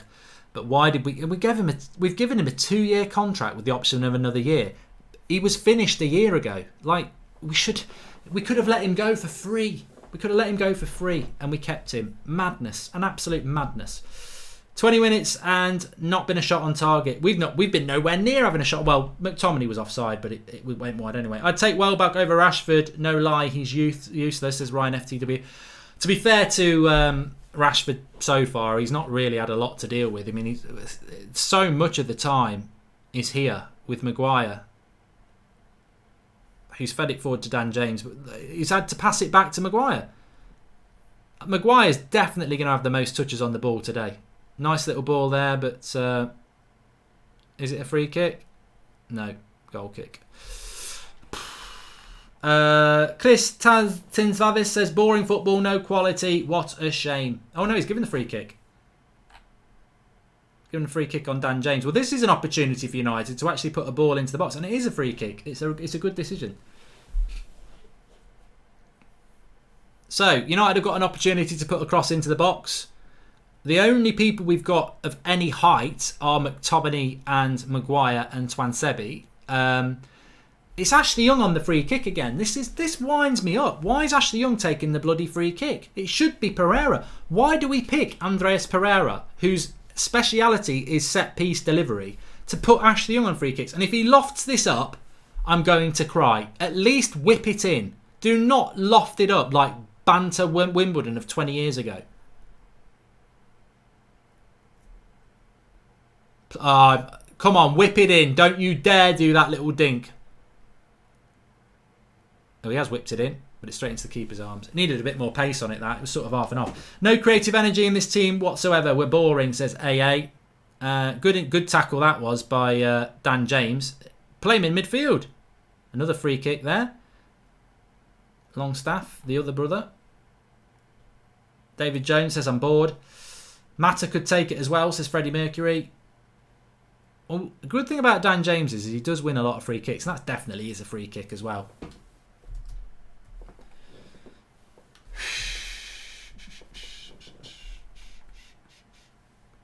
Dairy Fresh says that it's 110 consecutive minutes without a shot on goal.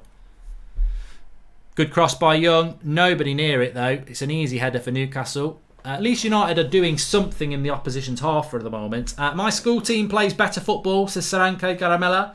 And Alligator says, I could coach United. All you have to do is sit in the dugout and whisper sweet nothings to your assistant coach for 90 minutes. This game is perfect for Gomez. Mata looks shot, says Matt Rush. I don't think you get many people disagreeing with you on that one. I'm going to stretch my back out for a moment. I'm still here. I'm still awake.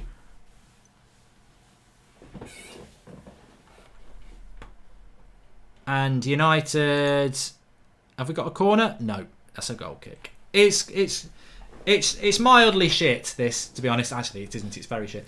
Ali, Mark question. Can we put youth from under 23s at any time, or is there restrictions?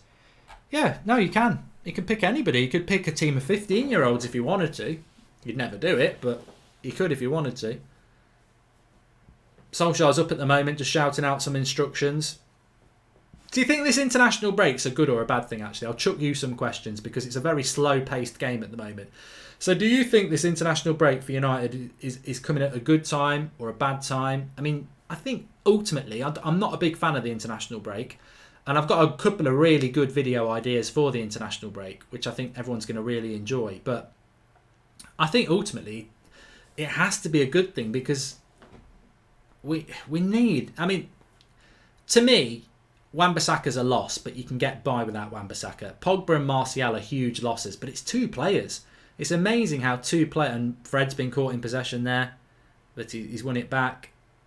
Maguire, he was caught by Linton there, but ref says play on. I think getting people back and having an international break's good, but then again, look at who's on the international break. You know, a lot of these players will go on international breaks for their clubs.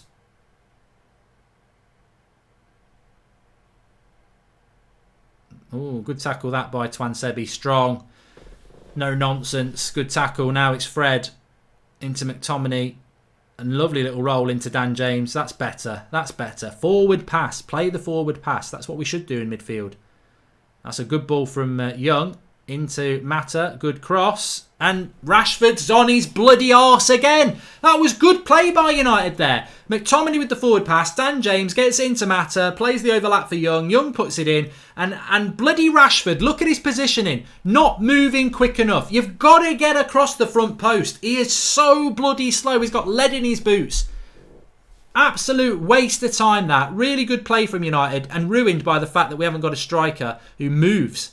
But that's going to go for a corner, I think. Yes, corner for United.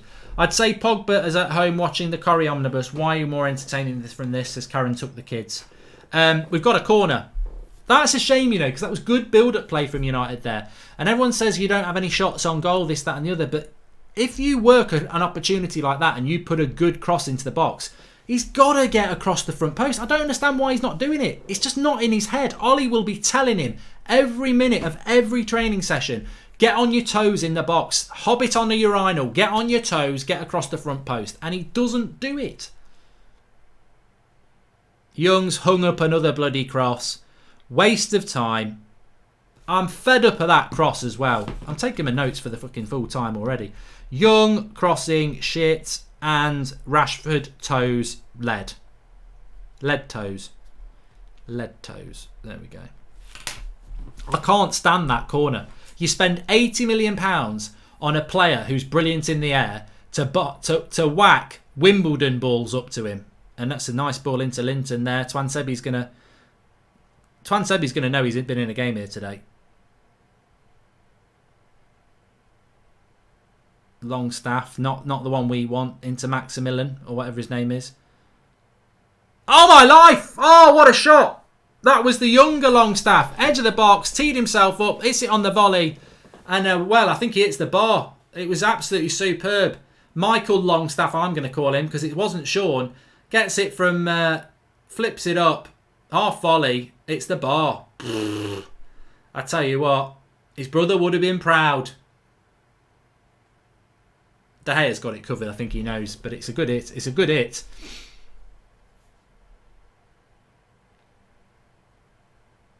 Mark Chris says I can see us lose. I don't think we will lose it. I think we'll nick a goal. But I said at the start I said before the game, didn't I? The thing that was always going to be big for me today was how we play in this game, and I don't think we've played the right way at all. This is good. This is good. This encourages me a little bit. Newcastle are shooting from distance, which to me shows they're a little bit excitable.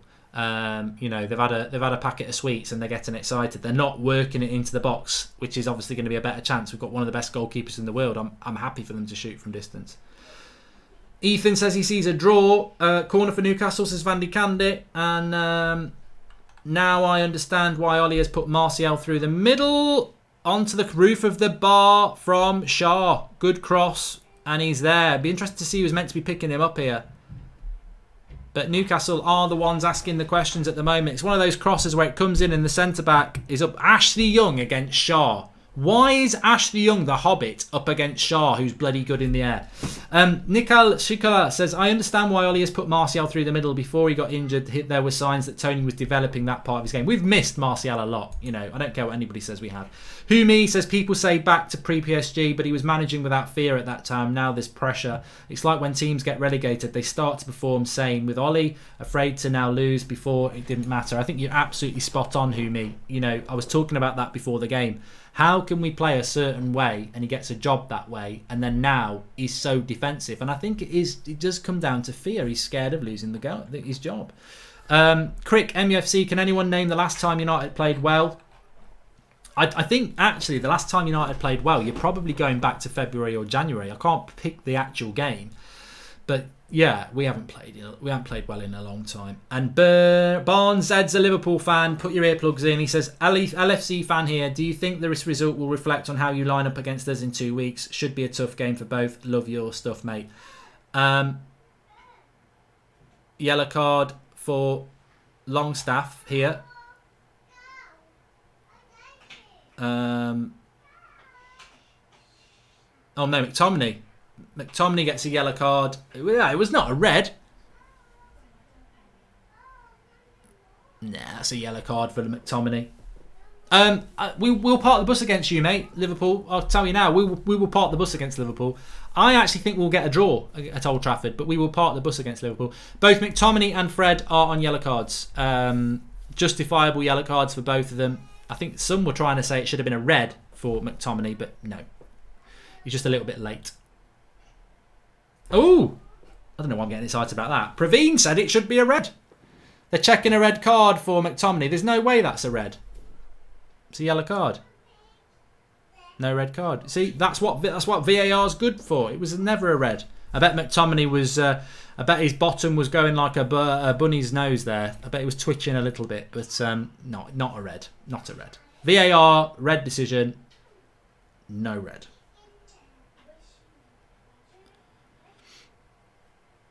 So, half an hour gone. No shot on goal for United yet. What happened to Wan-Bissaka, says Junior Matan. I don't know what the story is with Wan-Bissaka. Is he still in the England squad? I don't really know what's the story with him. He had tonsillitis, so I thought he'd be back, but then I think he might be injured now. Newcastle on the attack, so get tackle again. Cross comes in. Tuanzebe deals with it well, clears it well. Rashford nowhere near holding it up, so the ball's just going to come back again. It's a throw to United. Maximilian is his name, isn't it? Maximilian. Max. I don't know what his bloody name is. I need to have. I can't keep getting his name wrong because I've got a feeling he's going to be on the ball a lot for Newcastle. So have a look what his name is. His name is Maximin. Saint Maximin. Anyway, United are on the attack with Dalot. Thanks for the contribution. Emil Garcia. Maximin. I've got to get it right. Maximin. Repetition will set you free. Please subscribe if you're new. Bottom right hand corner. We've got fan cams coming up after the game and match reactions. We're live every night as well, as you know. Fred and Pereira are pub players. Absolutely dreadful, says Tyler. Tyler, I don't disagree with you, but I think Mata's worse. I think Mata is absolutely invisible. I don't understand why we kept him at the club. In fact, I'm going to tweet it, Tyler. You've prompted a tweet. Mata invisible again. Why did we keep him when he's clearly past it? I don't remember the last game Mata played well. I don't. It certainly wasn't last season. No, actually, I tell a lie. I think he played well against Chelsea away in the FA Cup.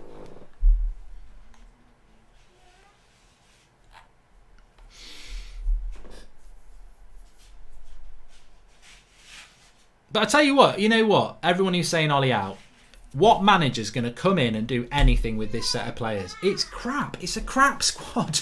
It's a crap squad.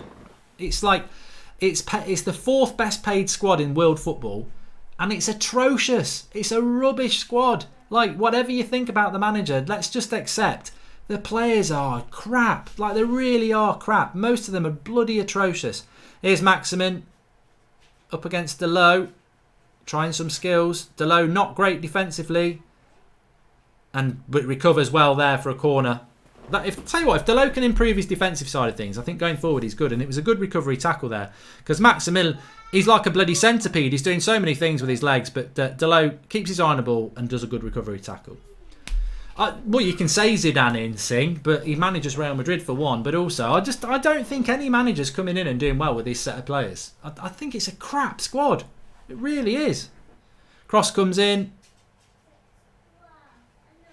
Young has been fouled. I think they both hit each other there. Connected heads, I think. Oh no, Young's all right.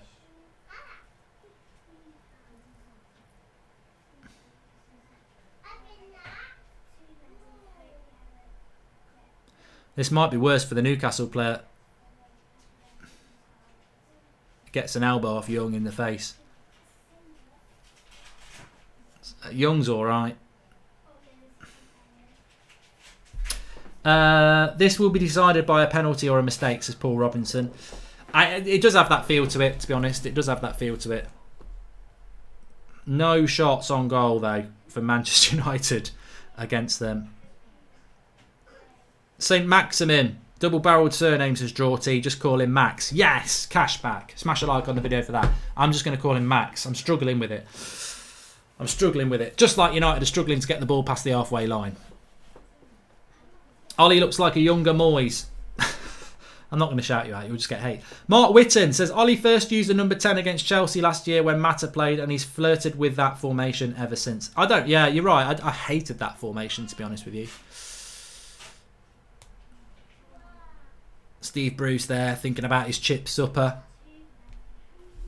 We've had a super chat from AA. He says, it's easy to blame the strategy. These players are atrocious. No doubt in my mind that better players would create no matter what. Bit of both, clearly. Yeah, I think that's a fair point, mate. I do agree with you. I sort of want to keep that in my head, how crap some of these players are. Yeah. Oh, Twansebi's gave it away there. Ball over the top. Linton's not going to get there ahead of Twansebi, I'm afraid.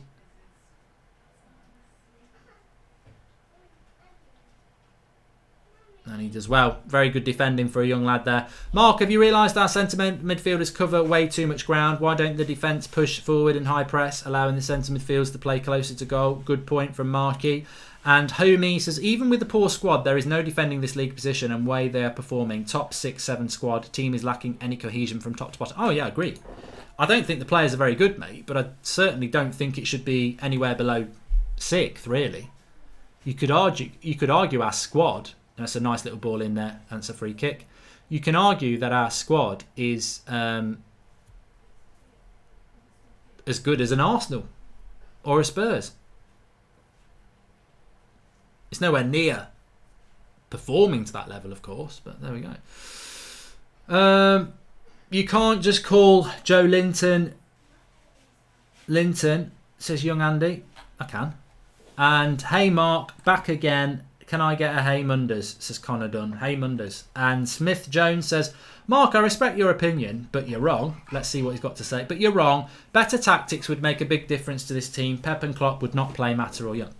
Mate, I'm not putting it all on the players. What I'm saying is that these players are just not good enough. And obviously, you know, the manager picks the players. He's bought some of these players. He's kept some of these players. There's a collective issue at Manchester United. But what I'm saying is, I think in football, I mean, that's a terrible ball by Fred. I think in football, too much is about, oh, it's the board, oh, it's the manager, oh, it's a certain player. When actually, as I think we were aware, there's a lot of issues at United. Can't find space behind, can't find space in the pockets. Ball goes backwards, sideways and slow, says David Mills. And you know what? Let me just read this super chat. I'd rather lose Young and Mata and play with 9 men. At least then we'd have an excuse for playing like this, as upbeat sarcastic. And Alligator says, one thing you can't accuse our club of is not caring for the elderly. Look at how well we treat Young and Mata. Good one. He's onside. Good block by Maguire. I don't know how our defence got sprung there, but Newcastle did spring it and had a great chance. But now Fred's coming the other way. He's got to find a good pass, and he doesn't. But going back to that point from David Mills, we can't find space in behind. I do agree. Thanks for the contribution, Zane. I do agree, Zane Mayasi. I do agree, because I think that, you know, I've got to be fair to Rashford today. He may as well not be there. He's just had nothing. Absolutely no service.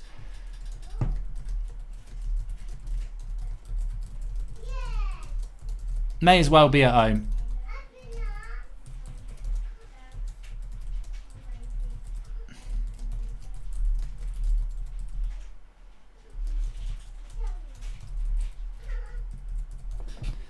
I mean, and we're playing Newcastle as well, and we've not created a chance. It's embarrassing. It's bloody embarrassing the way we're playing. Like, you know, when do the excuses stop? It's like there's no progression at all in this. Now you've got an overlap Mata. Good ball. Oh, Dan James, you should have given it to Young. Gives it to Young. Cross comes in. No way. Mata doesn't even contest it. He's a bottler as well. That's what bothers me about Mata. He doesn't even contest 50-50s anymore. Daniel Brindley, I'm Ollie in, but I'm going to drive Ollie to Specsavers myself. This is the only one who can see the tactics doesn't work and the players aren't up for the job. And Sean Atwood says, watched Palace yesterday. It's sad that under Roy Hodgson they have a better style of play than us. Well, we're 5 minutes to half time. Can we at least get a shot on goal? Delow to Maguire. Maguire's definitely had more of the ball than anybody, hasn't he? In that centre circle position, Maguire's had loads of it. And he may as well try and dribble with it. Pereira, get a shot off. Ooh, I tell you what, we've had a shot on goal. We've had a shot on goal. What a goal. Shot on goal. What a shot on goal. Andres Pereira shoots. It's straight at the keeper, but it would have gone in. Despite the fact it's the easiest save you'll ever see, we've had a shot on goal. Let's all go home. We've achieved something today. Manchester United have had a shot on goal. Come on. Let's build on that. Bloody hell. Excitement. We've had a bit of excitement. For God's sake. He should have done better, really, but at least it was on target.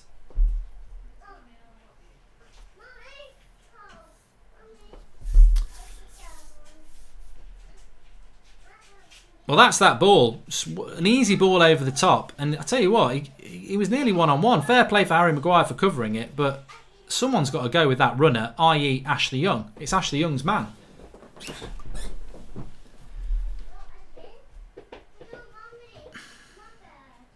Well, Sean Longstaff. What have you thought about Sean Longstaff, actually? I think he's done all right. There's nobody on the back post here if that cross comes in. There's nobody on the back post. He's got it. And that's a corner. Good battling back by Fred. Joseph Young says, can't believe United shot on goal isn't front page of Sky at the moment. It should be breaking news. It should be breaking news. If you get yourself onto Sky Sports now, the yellow bar's going to go across the bottom. United have a shot on goal. Why do we float corners over but put pace on it, says Dazu W. It winds me up. Anyway, Newcastle have got a corner here.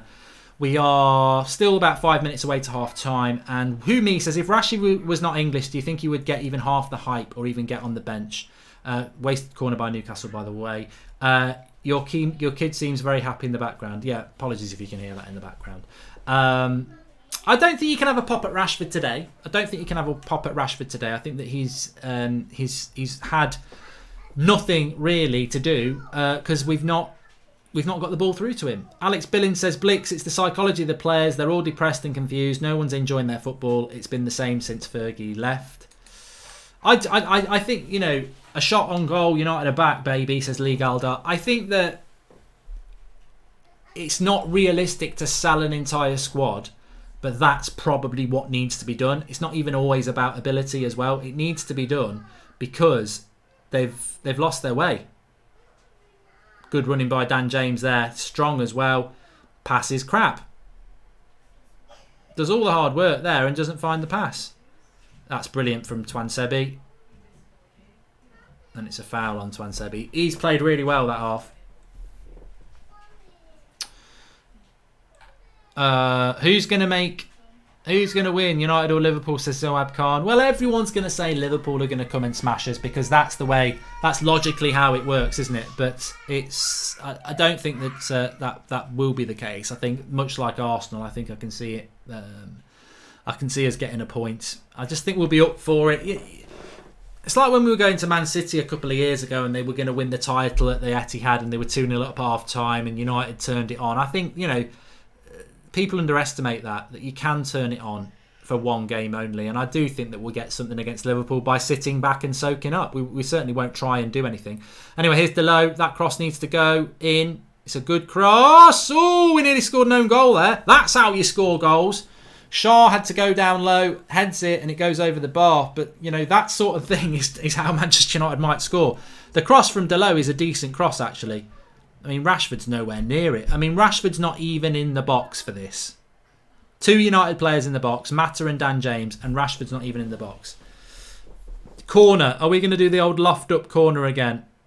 No, he hasn't. He's whipped it! Oh, Maguire! What a miss!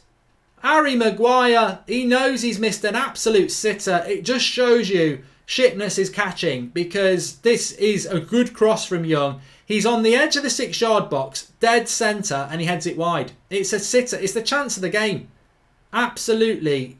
Oh, Harry Maguire. Oh, Harry Maguire. You've caught the shit bug, because that was a bad miss. But it just shows you that's the threat in the box. Hypothetically speaking, if the form continues in league position, at what point would you pull the trigger on Ollie? December, as long as that? Do you give him January transfer if we're 10th? I think they'll keep him for a long time, to be honest. Marky says, Mark, here's an idea. Play Rashford number 10 and Greenwood ahead of him. Thank me later. I don't know. Rashford's control is pretty bad. Yeah. How are players putting such an uninspired performance? Has Ollie lost the control of the dressing room, says Ravi Jadav. I just think there's a general lethargy in the club, and I don't really understand why.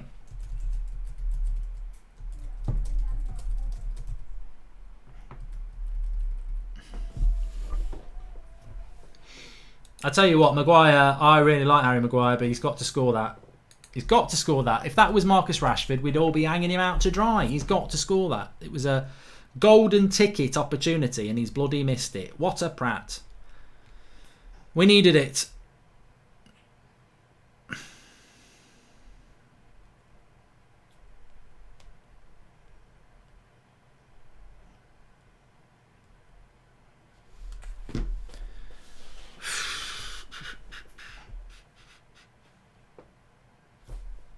Do you ever regret the club getting rid of Lukaku, says Antsy? Well, Harry Maguire. Ole Gunnar Solskjaer himself said yesterday that he doesn't regret it. It was his decision and he doesn't regret it, even though he's left himself a striker short. But I think, would Lukaku do a worse job than Marcus Rashford at the moment, especially in a game like this?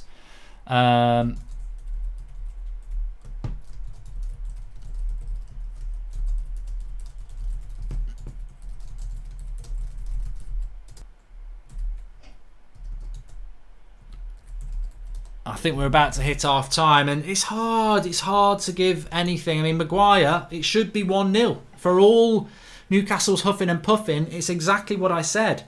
I didn't say that Newcastle wouldn't be the better team, but I said that they're fruitless up front. Pointless up front. They've got nothing up, because a banana's going to help you get a goal. Max is down injured at the moment. I don't know what's gone on here, and I think the ref may well be blowing up for half time. He is, but the Newcastle player is down. It's half time, and Newcastle probably the better team, but Manchester United with the better chance, and that's where we are at half time. It is 0-0. Let me just turn the timer off for you as well. But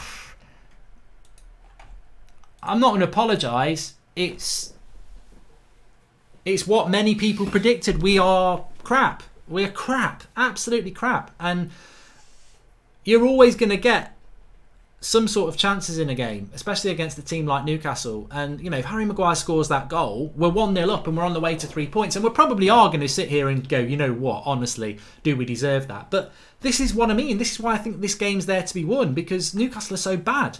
Fernandes, Maddison and a striker is a must in January, says Neil Koshel. Well, we're so poor in the midfield. Even McTominay's having a bad game today. Richard Stainer says, wow, we are terrible. I mean, the Longstaff brothers are, absolutely dominating United's midfield. Fred's been crap again as well. Both team plays to improve. Who is the worst, says Red Devil. Well, I said this last night, didn't I? It's the battle of who's the shittest. And at the moment, it's pretty close, to be honest with you. But not good enough from United. Not good enough at all. And Humi was saying about how long Ollie will last. I think Ollie's going to last for a long time, because I don't think there's any ambition from the club to sack him. I still think they believe that there is a process that we're working through, but some would say we're getting worse. What advice for someone starting YouTube? Thanks, says Jay Erratic. It's a weird question to get at half time on a Manchester United versus Newcastle watch along, but my advice would be to be yourself. And why can't we play 4-3-3, says Syed. I know. No urgency amongst the players. Pathetic, says JGenG. And can we sign Matty Longstaff in January, please, says Joel Morris. It's funny, the two Longstaffs, I prefer that Matty is more tenacious. Scott McTominay. Sean Longstaff looks okay, but his brother looks better because he's got a lower sense of gravity. In relation to performances, I thought Juan Mata atrocious, hardly in the game, bottling 50-50s. That's really disappointing from Mata. I saw him not go for a header, not go in for a tackle just before McTominay somebody got booked for a foul. Yedlin got booked for a foul on McTominay. Mata's the invisible man, and he's been like this for over a year. I don't understand it. I don't know why we kept him. I like Mata, but as a footballer, he's bang average now. He's not even average, is he? Pereira on the right is a waste of time. We don't use him for set pieces. We don't use him for corners. And he doesn't do anything off the right-hand side. Rashford's had nothing to do, to be fair. I know he's probably not had a good game, but he's not really had anything to do.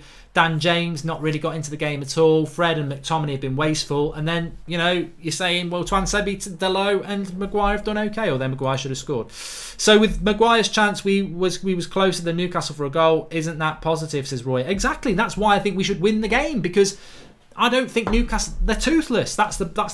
I called them fruitless before. I don't know what fruitless means, but they are toothless, and I don't think Newcastle can score against us. So all we've got to do is score a goal. Otherwise, it's going to be a bloody 0-0. At least Dalot is showing some intent, as Metal Music reviews. I agree with that. I think Dalot's done quite well. Defensively, he's got a lot to do. He's got a lot to learn. Going forward, I like Dalot, and I think that Dalot at the moment is having a fairly decent game against that Max fella for Newcastle, so that's been good. But too many bad performances from United again, and I did sort of say this about Fred, didn't I? That we're going to get Paul on now to get his thoughts as well. But I did say that about Fred. You've got to give him a run of games, and he is starting to get a run of games now. Early yellow card from him again, though, and it's not been good enough. It's not the players. There's something toxic in the club, says Alex Billing, and I don't see us scoring a single goal this game, says Tavares Grenfold. Yeah, but you know what? That was a great chance for Maguire, and that's what happens when you whip a cross in and you don't just hang it up. 2:50am, and I got up for this boring crap, says Pommy 23. And Paul's laughing.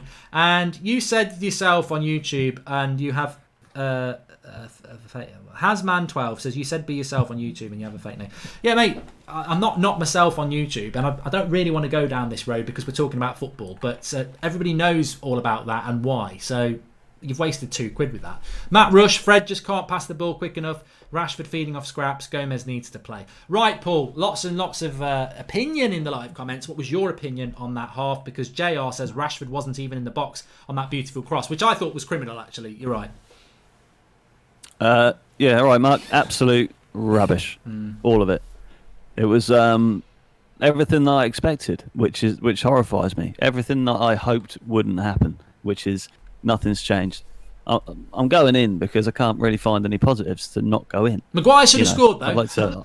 That's a positive. Yeah, Maguire should have scored, but it's that crack papering performance. Whereas we nick a 1-0, and what changes? How do we move? I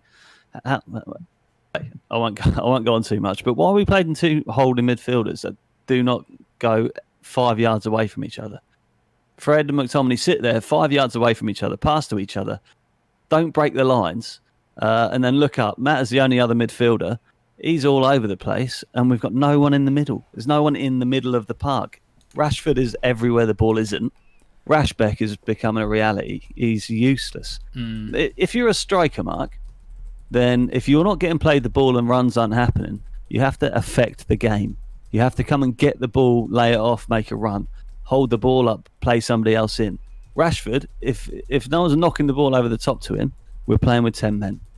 Mata, I don't know how many men are we playing with today, because we've got some shocking performances out there. Pereira's sitting on the right-hand side.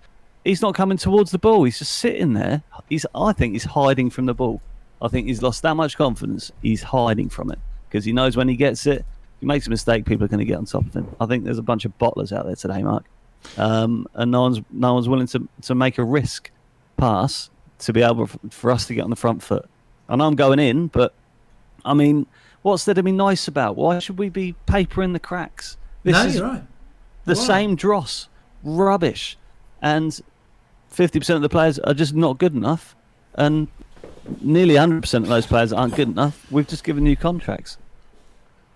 Well, Scott Edwards says Marcus is awful, doesn't bother attacking the ball. I think he's talking about that chance, which was ridiculous. We'll talk about that in a minute. Lee Dixon is calling the game on NBSCN, and I really don't want to hear what he has to say about United. No, good point, Southpaw of sports. Simon Jones, I do see what you're saying about the players, but I feel Ollie's tactics and management skill is what's affecting the players' quality. Match is poor. I want to get Paul's thoughts on that. I think take that random lucky 4-0 versus Chelsea the first game and undeserved win versus Leicester, we would be in real trouble in the league. It was all a false dawn. Win today, we'll just paper over the cracks. Matthew Bolt says there is no movement of the ball in the attack. These players get the ball and immediately turn off their brain. No passes is crucial. Areas spineless. Mobius Drummer says McTominay's bang average at best. Let's be honest here. Fred won more in that half than him, even though they were both poor. And Fredson Mahmood says wouldn't be surprised if Woodward goes and gets both Longstaff brothers in January.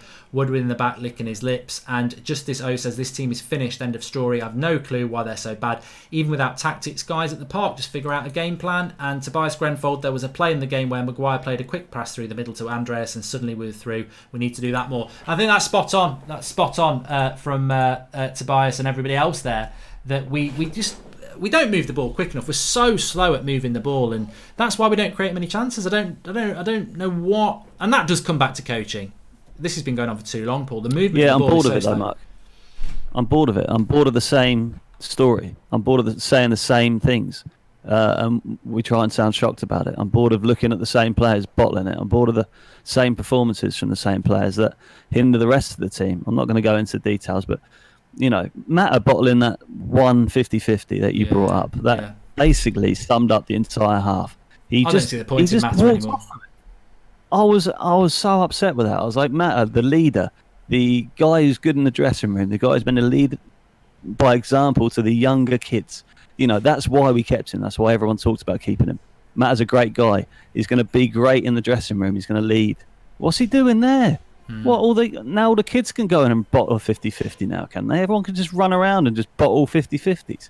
Well, what sort of examples that set in Matter? He's a lovely bloke. You have to say that, otherwise you get pelters. But do me a favour, get him off. Do one. Put one of the kids on if you're not going to do anything.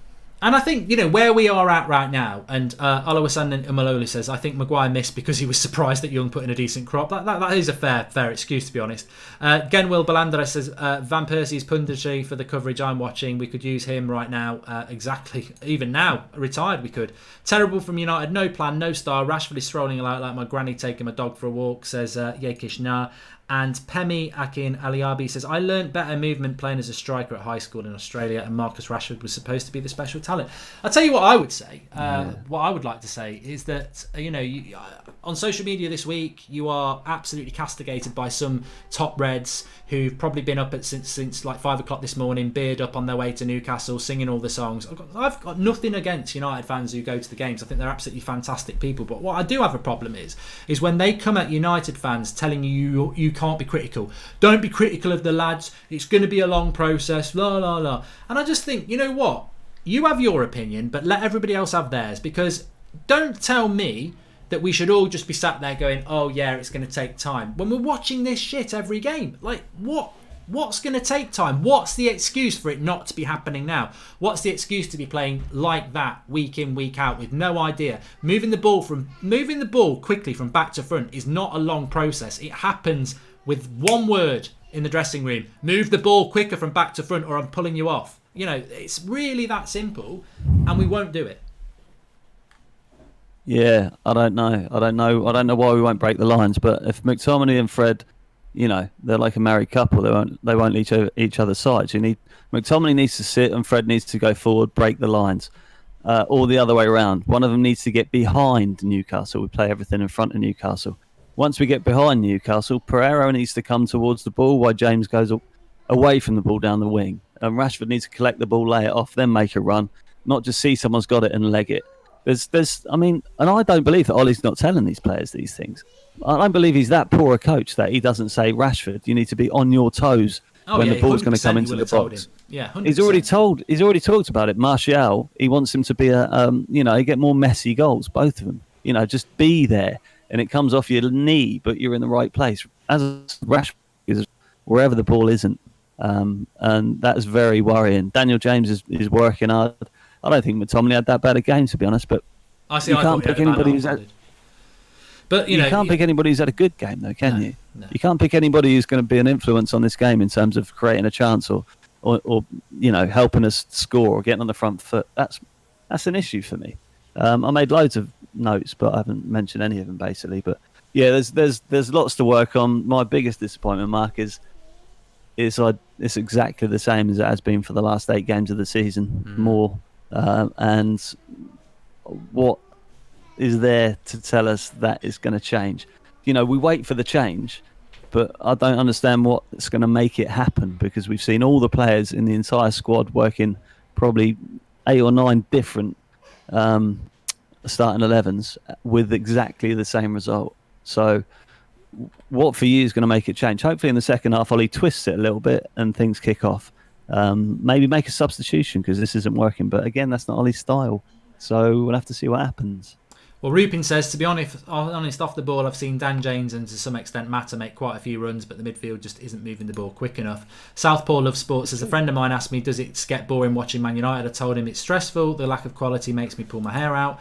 And Andrew96, I'm not giving Ollie the time if I can't see progress on the pitch. The 4-2-3-1 is an outdated formation, and even if we still don't have the right players for it, we should be doing a lot better than that. And there's a few super chats I need to read as well. Ollie must switch to 3-5-2. We don't have 4-3-3 quality. And Deep Red Gamer says, I don't think a coach can be that bad. It's the players. I think it's a combination of the two at this point, to be honest with you. It's 50-50. Yeah, I do. And to be going back to what you were saying about what I would do in the second half. I mean, look, I think Newcastle could play till Christmas. They won't score. I know that's a risky thing to say, but they get excited when they get to the edge of the box and they shoot. We've got David De Gea in goal. They're gonna have to find a worldie to score. I don't think we're gonna concede against this team. So what I don't understand is why we don't just bloody commit men forward a little bit and try and nick a win. Because you watch Fred and McTominay sit next to each other. It drives me mad. They just sit there and they've got no one to play the ball to because they're next to each other. It's frustrating. Ironically, we do well against Liverpool. We are Wolves of last season, I fear, says Shishad Sandy. Yeah, but that's at Old Trafford against a huge rival from our history. I don't think we'll lose to Liverpool because and also there'll be no expectation for us to attack. We will be allowed to just park the bus. These games we struggle in because we're the favourites. Newcastle are trying to hit us on the break, which they've done quite well. They have that ball over the top.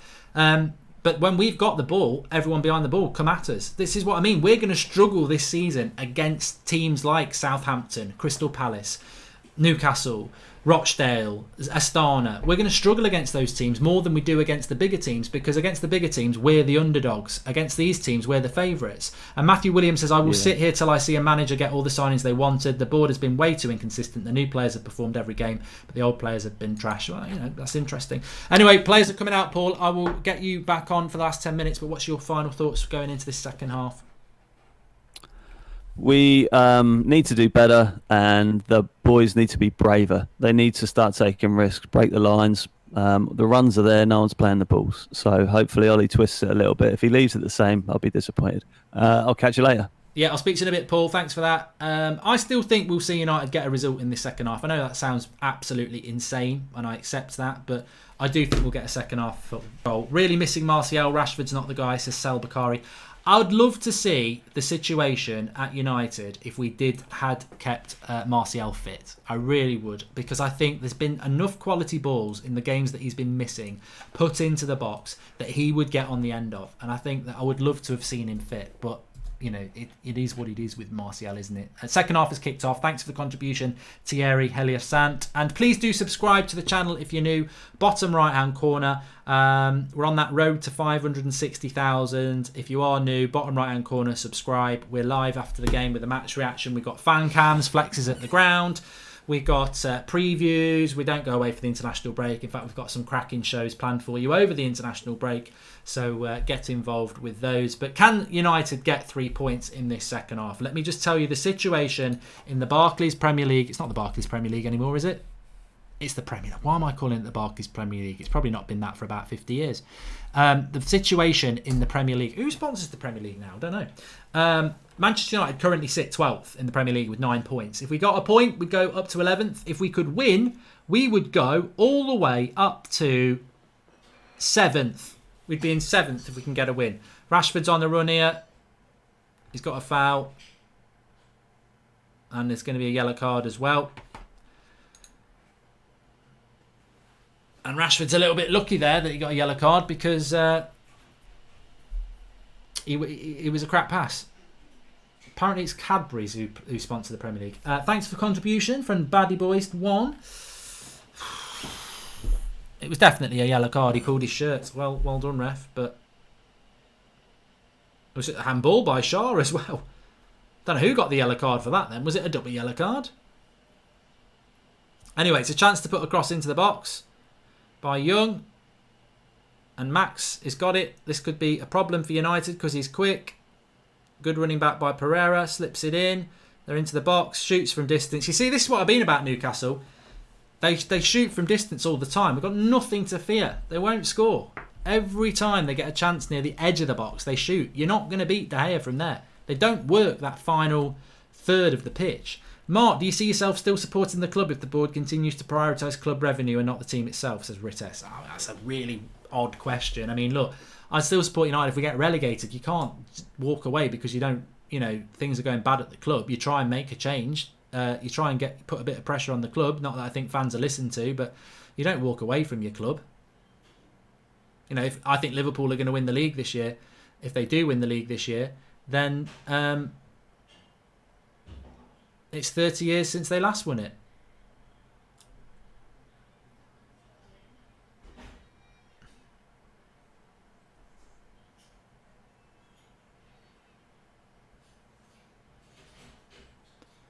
Oh, Ashley Young's just cut his head caught there. Good tackle by Young, but he caught the feet of Yedlin. He'll be all right. He'll be all right. It's just a head injury.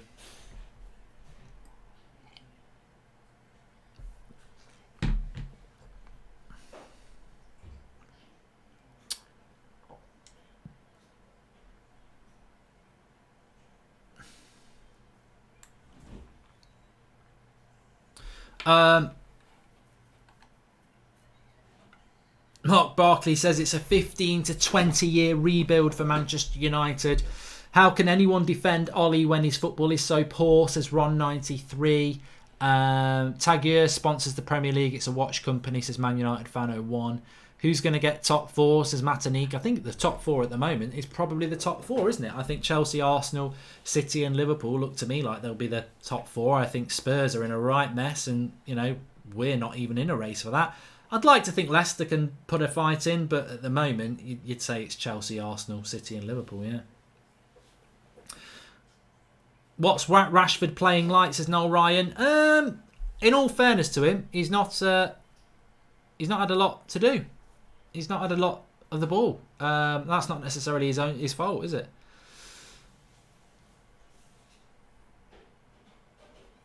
Newcastle are there for the taking. Well, no understatement, Paul Williams. Absolutely understatement. And Humi says, after 8 games in the league, we are only 13th for goals scored this season, not including cups against second-rate opposition. And I think that's a very good point from Humi. Everyone says, we're going to bounce back. We can bounce back. But look at the teams. After 8 games, we're in 11th at the moment, or 12th at the moment, right? After 7 games, we're in 12th at the moment. But the problem with that is, who have we played that's good? We've played Crystal Palace, Southampton, West Ham, Leicester, all right, they're good. Leicester, Arsenal and Chelsea. But 2 of those were at home. 3 of those were at home. So, actually, we've not actually had an amazingly hard start to the season, but we've got a ridiculously bad points return. But as I said this in the preview, I'll say it to you now. There's just Newcastle will not score in this game, and that's not me tempting fate. They're so bad. They're so bad at scoring goals, and we are defensively decent. So that's not the problem today. It's about showing some attacking intent. If we draw this game, it's as bad as a loss because you're basically playing a team that can't score goals.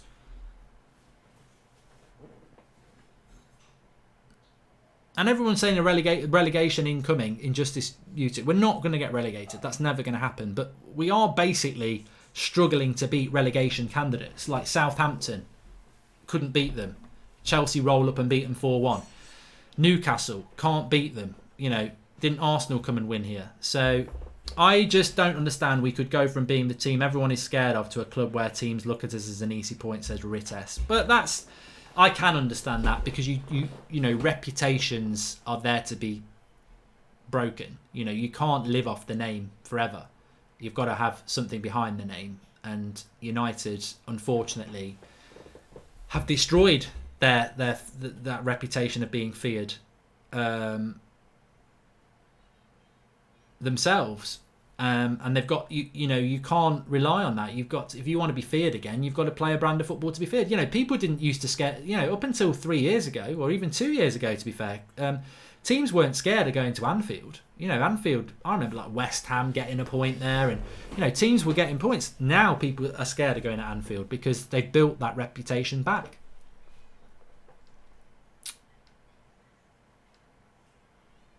I disagree. United cannot get relegation, and Not Chosen agrees with me as well. We can't get relegated. Just not. No, never. And I know people say, oh, you're not too good to go down, and that's a saying that's used. But United won't get relegated. It's the same. It's just not going to happen. Chelsea were never going to get relegated that year that Mourinho was doing bad. They would have got enough points even if they hadn't sacked him.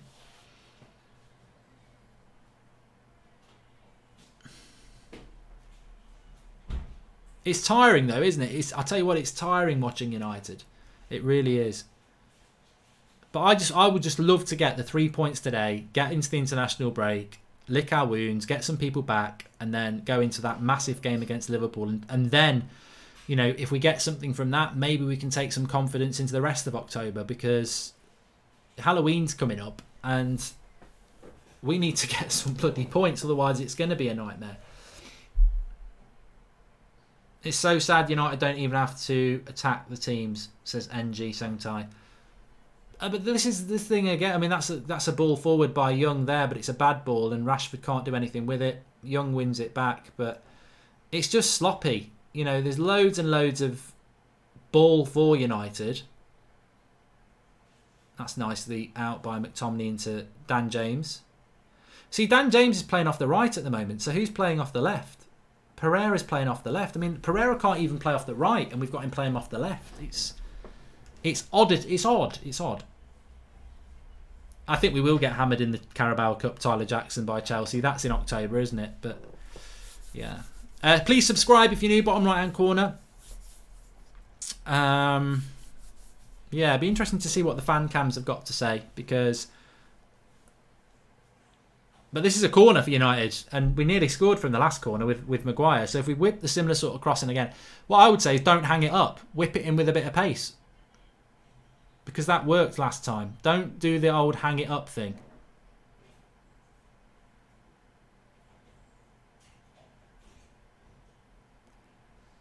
Oh.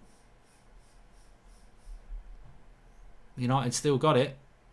It's Dan James on the left-hand side this time. It's a decent-ish sort of cross, but nobody there to get on the end of it. But United, to me, I mean, I know people are getting negative, but United, to me, still look the more likely team to score if we go on attack. Like, they're bringing Andy Carroll on now, which must be due to an injury, because I thought Joe Linton was doing quite well. Absolutely no coaching, no idea what to do in attack, says Bogdan Gavrila. So Joe Linton goes off for Newcastle after 55 minutes for Andy Carroll. And I think that must be an injury, because I think he's done quite a good job for them. What are they doing? It's a horror show, says Partep Chahal. Twan Sebi has turned out to be our best youth, says Sharab Chowdhury. Yeah, but he's done it the right way as well, hasn't he? He had a very productive loan at Aston Villa last year. He's grabbed his opportunity. I think the handling of Twan Sebi by Ole Gunnar Solskjaer is a positive, and I think people should take that positive, because I know it wasn't him who loaned him to Villa, it was Mourinho, but he's brought him back in, he took him on tour, he's liked what he's seen, and he is a player that stepped up to that plate and been really, really good from what we've seen of him. And he will make mistakes. Twan Sebi will make mistakes, and he's allowed to make mistakes, but we've already seen enough good from him to know that he's hopefully got a really good future at Manchester United. But Newcastle on the attack here. They've got that was a terrible ball by Carroll, because they had two queuing up on the other side, but maybe he has just come on. Mark, do you think the Glazers watch United games, says Carl Rayner? I don't know. I would say they probably don't. It's just bad. I mean, even Newcastle's football is bad. It's just a sloppy crap game. I've never seen it. You barely get 3 passes going.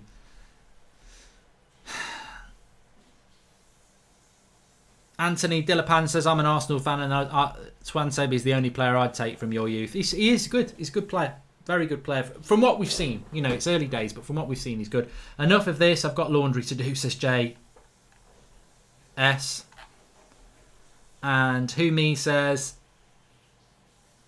the club rested on their laurels, theatre of dreams and all this. No one's scared no more. They let time go past them. The whole mentality needs a change and not expect to win without fight and hard work. Yeah, I think that is Dan James anyway. Decent cross. Marcus Rashford not attacking the front post again. I'm going to have to tweet this because it needs to be put out there. Rashford has got no clue about attacking the front post.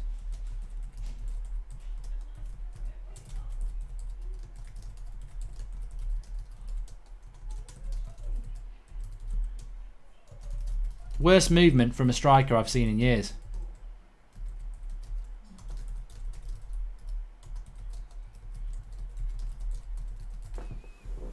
Anyway, here's another chance. Pereira, he's going to whip it in. It's a decent cross. Oh, that was close. Well, Dan James feels he should have a penalty.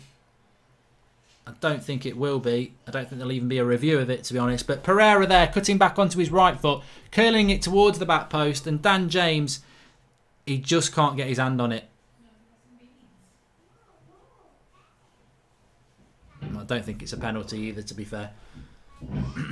Better from United. Nice little ball from Mata there. Quicker ball, you see. Quicker ball, and we've got Rashford on the ball now.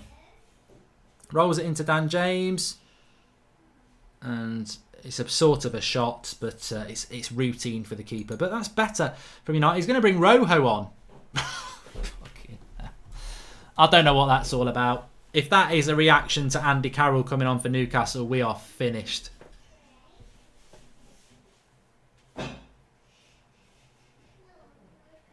If we're reacting to them bringing Andy Carroll on, then I don't know what we're doing. How's about just attacking them, Ollie? Handball by McTominay. Oh, Delo's injured. Delo's injured, so that's why it is. So Young will switch to right back, and Rojo will come into left back. Another injury.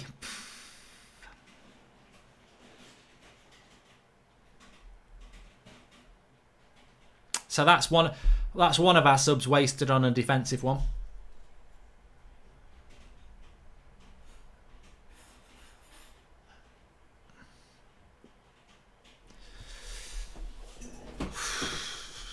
Maybe they could put something else on the screen when United are playing. So in the top right-hand corner, you could have, like, I don't know, breaking news or an episode of EastEnders. So you could watch that whilst the match is on as well.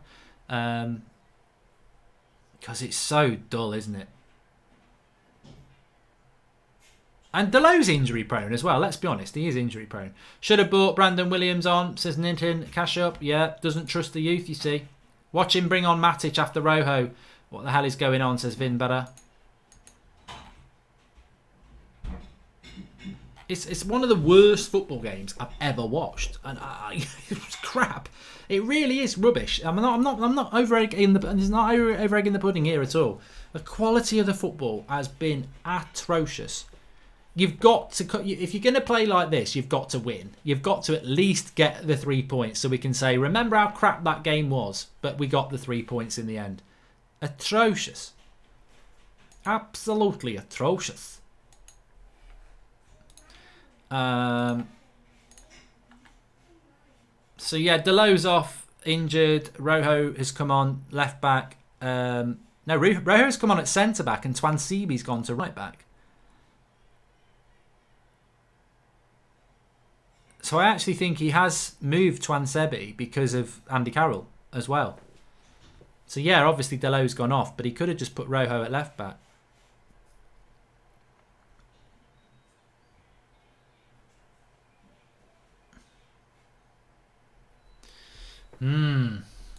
Interesting. Interesting.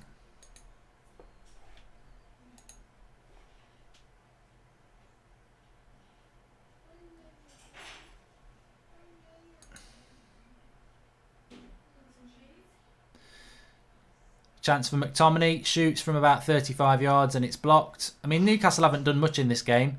Here's Max. Good tackle by Tuanzebe. Tuanzebe's been absolutely colossus today. He's comfortably my man of the match. I don't know about you. He's actually done well, and that's led to an attack now. Ashley Young. We won a corner. Yeah. We have won a corner.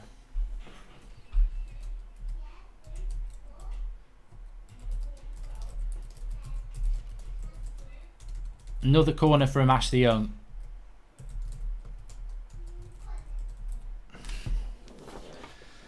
Well, we nearly scored from a corner before. I think this is probably the best chance we're going to get to score a goal. Oh, it was in on the keeper there. And that's a throw. I mean, Newcastle are awful. They're awful. They're bloody awful. Why are we not? Why aren't we in front? They're bloody shite. I'm not joking. They're bloody shit.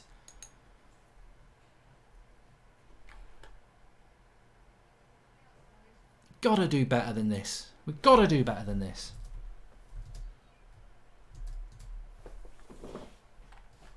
Here we go. Pereira, mistake. I think Newcastle have run out of legs. Mark, if MUTV offered you a job to speak your mind like boycotting cricket or Roy Keane, no frills, just you being you, you cannot say this, etc. and continue United stand, would you take it?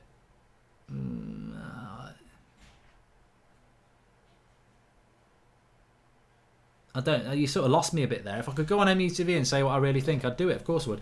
Axel at right back, but Young there and Rojo left. Axel been solid at centre back. Ollie's tactics are shocking, says Dazu W. Alligator, add Delo to the list of players who were knowingly purchased with history of injuries. Well done, Ed. I don't know whether Delo had a... I think we bought Delo injured, actually, didn't we? Yeah, you're right. I know people are going to laugh at me, but I do feel that United have got the momentum at the moment, and you can almost feel there's a Man United goal coming. I feel like United are going to score. Oh, Andy Carroll nearly scored for them. Good cross in. It was the other Langstaff again. Gets it into Andy Carroll and he heads it over the bar. It was a good chance for Newcastle because, well, Andy Carroll's very good in the air. Carl Rayner says, imagine being a youngster at United and having to look up to Matic, Mata and Young. There is no quality backbone for the youth to rate and turn to for motivation. Exactly. They don't have role models in that football club. Ganwil Balandres says, I'm watching into Juve after this. Also Sanchez and Lukaku. You need to prepare some jokes to entertain us next time. And, yeah...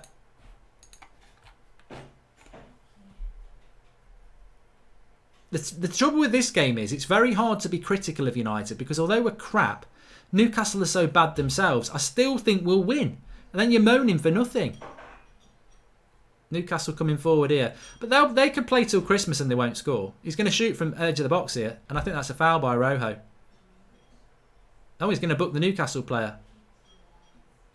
Mike Dean books the Newcastle player for diving. And KBMO says Rashford not anticipating crosses is more of an indictment on Ollie and the first team coaches, and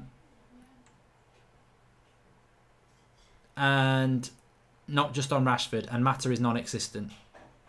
Yeah, Mata's been crap. How is Mata still on the pitch? Very, very good point. Very, very good point. Are our players... And he's actually just coming off. Yeah, he is actually just coming off. Mata's come off, so that was good. Mason Greenwood's on.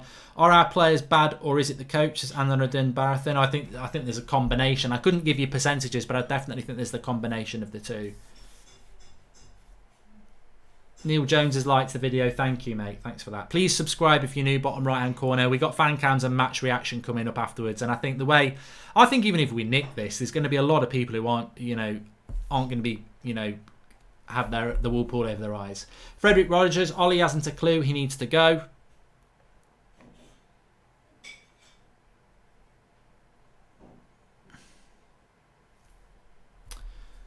It's the coach, says Edward Wilder.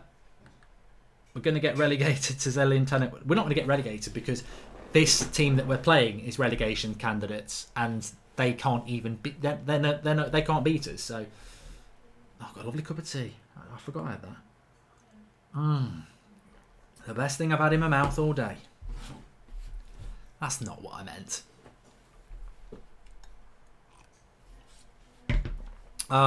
Okay. So, Can we get a winner? Who, me? Well, at least we have Inter and Juventus in Italy to look forward to tonight. Quality and class, skill, guile and passion. Different world. Shouldn't be a different world though, should it? Shouldn't be a different world. This is a disgrace, says Freddie Mercury. We need a run of wins, says Terence Top. If we, we've got.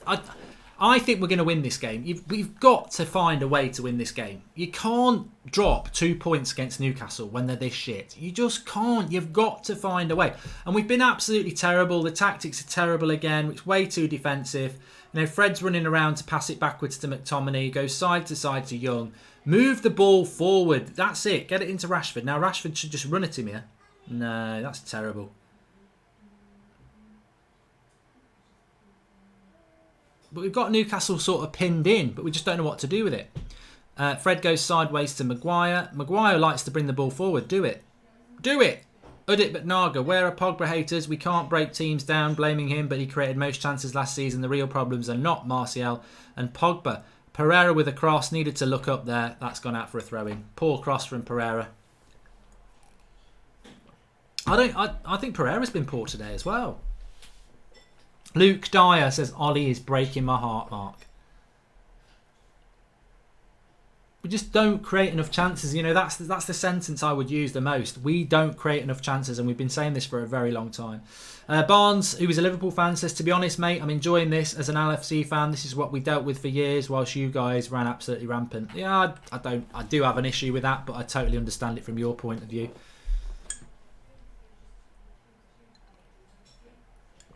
Why is Andreas Pereira playing on the left? Exactly. Can a journalist ask Ollie why he continually starts a player who knowingly can't play more than 60 minutes in Mata? Says Alligator. Exactly. Why does he still let Rashford take free kicks? United are in here. Ashley Young. Oh, why didn't you shoot? He tried to cross it across the 6-yard box and he had a great chance to shoot. Pereira's got to be stronger there. Fred's lost his man. He's going to go. Max is going to go. See, they don't know what to do. They get to the edge of the box, Newcastle, and they're bloody clueless. But the United had a great opportunity there. Young squared it, and he should have just shot. He's good from that place. Right, here's Dan James trying to do something. For those that are spamming Ollie out in the comments, don't you have 8 AM GCSE revision tomorrow, says Lincoln Jack Don. You see, it's getting toxic. It's getting toxic. I think there's a United goal coming. We are pressing forward. Mata's not on the pitch anymore, which helps. And we are playing 2 up front, which is lost on a lot of people. We are actually playing 2 up front now. Greenwood's gone through the middle. We're sort of playing a 4-2-2-2.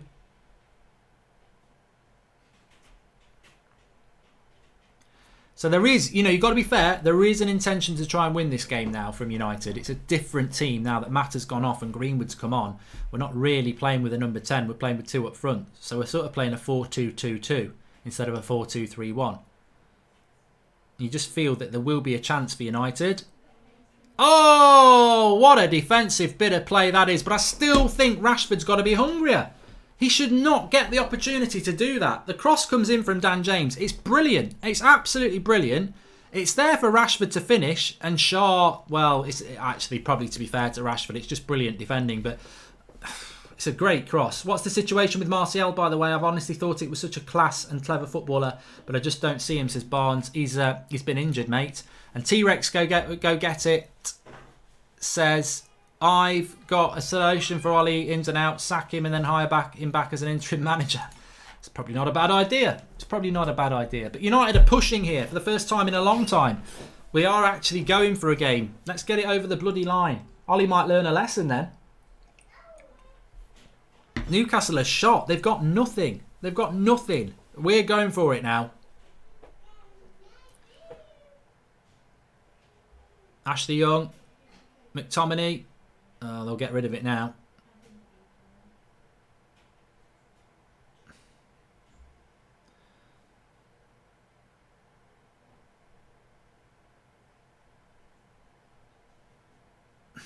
Newcastle. Pass 1. Oh no! Bloody no! I can't believe it! It's the bloody Ginger Longstaff. It's his younger brother. I can't believe it! What are we doing? How has that gone in? You've bantered me! You've bloody bantered me! They wear black and white because they're a zebra crossing. It's an easy path to 3 points. What have we done? What have we bloody done? It's the BTEC Longstaff as well. It's not even the one we wanted to buy. It's M Longstaff. I don't even know his first bloody name. Oh, for God's sake, United. This is it. He'll never attack again. He's never going to attack again. He's never going to attack again because we try and win the game and then we go and bloody let a goal in. There's plenty of people back. Why? Whoa, Jesus Christ. We've got about 7 people back. This is a joke. Absolute joke. You know what? If we lose this game and Ole Gunnar Solskjaer gets tactically masterminded by Steve bloody Bruce, it's like losing a game of hide and seek to Stevie Wonder. He's crap. Absolutely crap. I can't believe it. I can't believe it. Newcastle have scored a goal against Manchester United. I can't believe it. I don't even have a 1. I don't even have a 1 to put next to Newcastle. I was like, don't worry about it, Draughty. We won't need any numbers for the Newcastle game. And we're 1-0 down. Oh, for God's sake. I can't believe it. I can't believe it. I can't believe it. This is a new low. This is a new low. I can't believe it. I can't believe we have let Newcastle score. I can't believe it. Bloody Newcastle. And the best bit is, what did I say at half time? They won't score a goal because they can't do anything in the box. All their shots are from the edge of the box. And we let it in from the edge of the box. Oh, for God's sake. I can't believe it. I can't believe we have let Newcastle get 1-0 in front.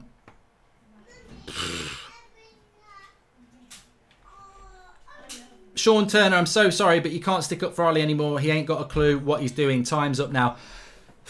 Well, time isn't up because we've got 20 minutes to go, but I'm absolutely stunned. Well, I'm not stunned because I'm not stunned. I'm just like, we were actually getting the momentum of the game there. And I think you've got so many people back.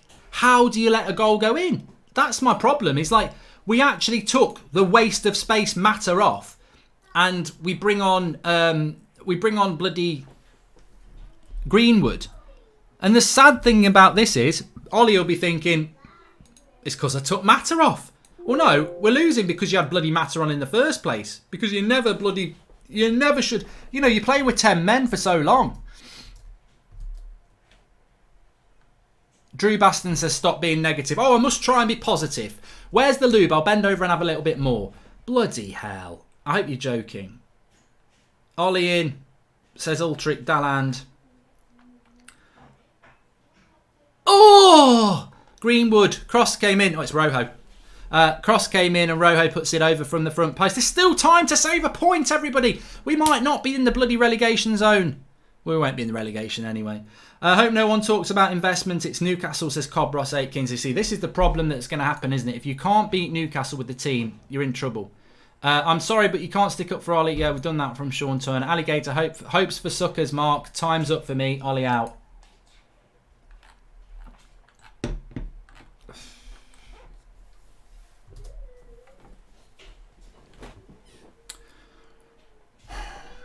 It hurts in the heart, but for Ed, it's just a loss, says Dipanchu Kamar. Newcastle won't score, you jinxed it, Mark, says Pumpkin Spice. I was waiting for somebody to say that. What control have I got in United conceding a goal to Newcastle? If you think me saying Newcastle won't score if they play till Christmas is the reason Newcastle scored, I tell you what, you go out there and believe in bloody Santa Claus and the Tooth Fairy then. It's got nothing to do with the fans why United are failing. I get fed up of this.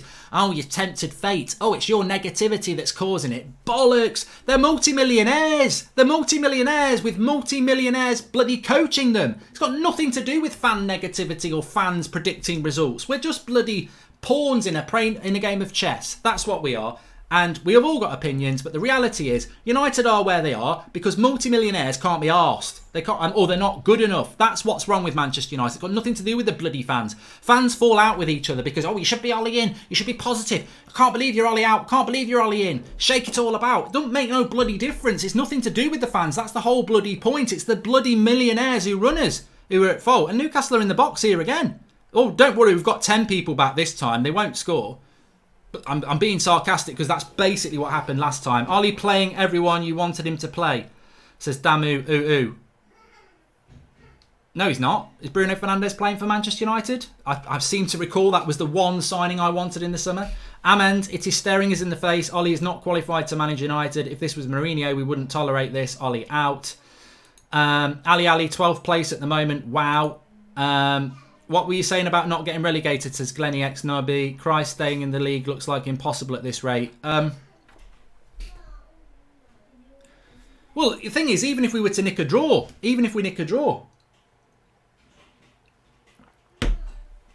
is that good enough? It can't be Ollie's fault, though. Board didn't buy, says Wrecking Wenches. I don't know whether that's sarcasm or not. I really don't.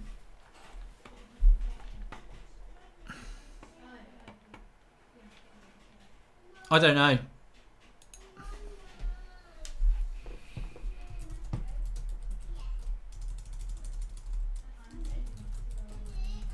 Spending in the summer or not, though, you shouldn't be losing to the summer.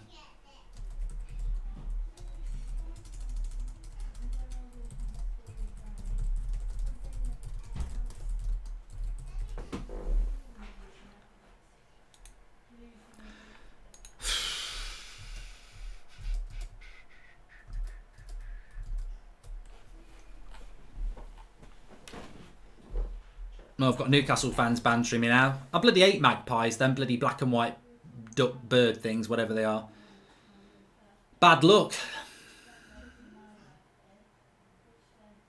I mean, losing to Newcastle. They're not even zebras, are they? They're a bloody black and white pantomime horse. They're crap. Steve Bruce bloody Bruce as well. It ain't bloody Pep Guardiola or Klopp, is it? It's bloody Steve Bruce. I will be successful here and some of these players won't be part of that journey, says Alex. Udit Bhatnagar says, we finished 21 points behind under Jose's second season. We finished 34 behind last season. We will surely finish worse than that, says Udit. Look, he ain't getting sacked. I don't care what anybody says. And that's not my decision. That is the board. Time to get Simeone, who would slap sense to everyone, even the board. Embarrassing losing to a team second to last. Also Rashford out, Greenwood in. Well, Rashford's on the ball now.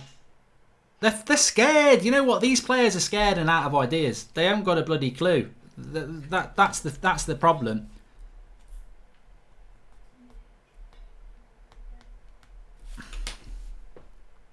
Side to side football all the time. It's like me playing FIFA 20 against somebody who can defend.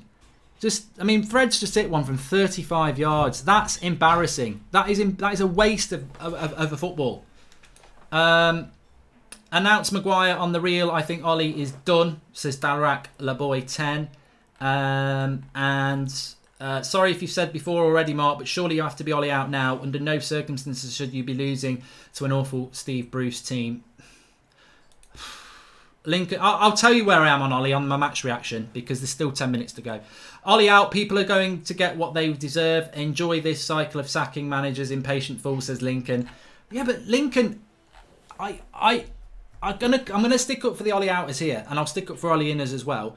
But let me just give you two sides to the argument, right? Everybody who says don't be Ollie out because we've sacked loads of managers. You can't not sack a manager because you've sacked 3 other managers. If they're shit, they have to be sacked.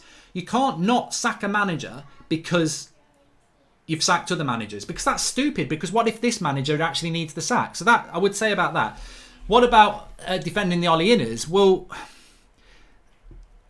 I would just get him into the office tomorrow morning and say, stop playing 2 holding midfielders. Go back to the 4-3-3 while you got the job. And if you're still shit, you're sacked. But stop doing this negative football and do what you did to get the job. I think he's got to do that. But that's weak leadership from the board. We know a problem. Get Pochettino, something needs to change, says Jonathan Gambrell. Well, we've got a free kick here. Will Marcus Rashford take it? Ollie is gone, I reckon. I don't mind losing, but this is boring, says Aha. I've been saying it for months. Levi Pegler says Mark did defensive change because the goal. T-Rex go get it. Relegation is a real threat. We can't guarantee a single win. Well, Rashford's not even on this free kick. So that is, I've got to say that's a positive. It's Fred. Now, Fred's good at these free kicks. If he can get it round the wall, Pereira's going to take it. Crap. Get Rashford back. 2 good set-piece takers there, and they messed it up. And now Fred's just put it out for a throw-in. Oh, God. Mercy. Realistically, other than Ollie is a club legend, there is no argument for Ollie in, and that argument isn't logical. Tactics are poor. He didn't scream for midfielders and apply pressure on the board, says Joseph Young. And Steve Bruce has a better managerial record than Ollie, so really this result is right. End of the match. Ollie's just going to talk about missed chances. Have we had that many missed chances? Harry Maguire? I mean, you're always going to have a missed chance in a game, aren't you? You're always going to get a missed chance in a game. I think that's inevitable. So that doesn't surprise me, to be honest. But the reality is, Newcastle, a lot of you've said it, Newcastle were there for the taking. Newcastle were there for the taking, and have we taken it? No, we bloody well haven't. So, you know, I'm going to say this now. Even if we get out of this with a draw, it's awful. There should still be as much, not as much, but there should still be a lot of moaning, even if we draw. People should still moan about it because it's not good enough. It's not good enough. It's not good enough. Either we go and win this game or we don't. I've got Paul on with me for the last few minutes because otherwise I think I'm going to have a bloody heart attack or something. I'm not stunned. I'm just fucking fed up, to be honest, Paul. Yeah, I'm a bit stunned if I'm honest, mate. That's but it was coming. This is what happens to United. I mean, you don't put any pressure on the other team. You don't really look like scoring. And then, you press further and further forward, and we get the irony of us getting counter-attacked, Mark, especially with 7 people around 2 players, and no one bothered to close anyone down. I mean, there's so many things. So many people back. You can dissect it this entire game so many ways. But I was talking about 2 holding midfielders that won't leave each other's side. Why are they there? If that goal can be scored, why are they sitting in front of the back 4? Because they didn't do anything. It was the simplest of goals, and by Matty Longstaff. We didn't even know Matty Longstaff existed before the game, and he's bang running against us. What? He's better than his brother, I'd say that. Yeah, we should sign him up. What's sad for me now though is that I'm watching this game and we're getting a lot of the ball. And it's still side to side to side to side. Imagine if like Man City or Liverpool were against Newcastle. I mean, they'd be winning 6 or 7-0, but for some reason they're 1-0 down with like 10 minutes to go. They would lay siege to that Newcastle goal. We can't even create half chances, let alone a good chance. We can't even test the goalkeeper when we're 1-0 down with 10 minutes to go. We can't do it. We're incapable of doing it. Yeah, we might just have to realise that these players aren't good enough. I mean, I'm not excusing Ollie. Ollie's tactics here are awful. He thinks swapping 2 wingers over from left to right makes it look like he knows what he's doing. And what's the crack with the logo's off? So he shifts Twanzebe to the right and then brings Rojo in the middle. Yeah, that's trust. That was a lack of trust. He didn't think what's the crack with that? He didn't think Twanzebe could deal with Andy Carroll, even though he's just spent an hour dealing with Linton. So, it doesn't even support a player who's probably our man of the match. Twanzebe's the only bright spot for me. Chong's on now for... Yeah, Twanzebe... No, James always creates chances. He doesn't create chances because there's no one in the box to create a chance for. But James is always looking dangerous. He's always putting the ball in the place where players should be. Yeah. But we just haven't got the tactics for players to be there because we've got a huge separation between what I would class as our defensive midfielders to our attackers. There's just in the middle, nothing exists.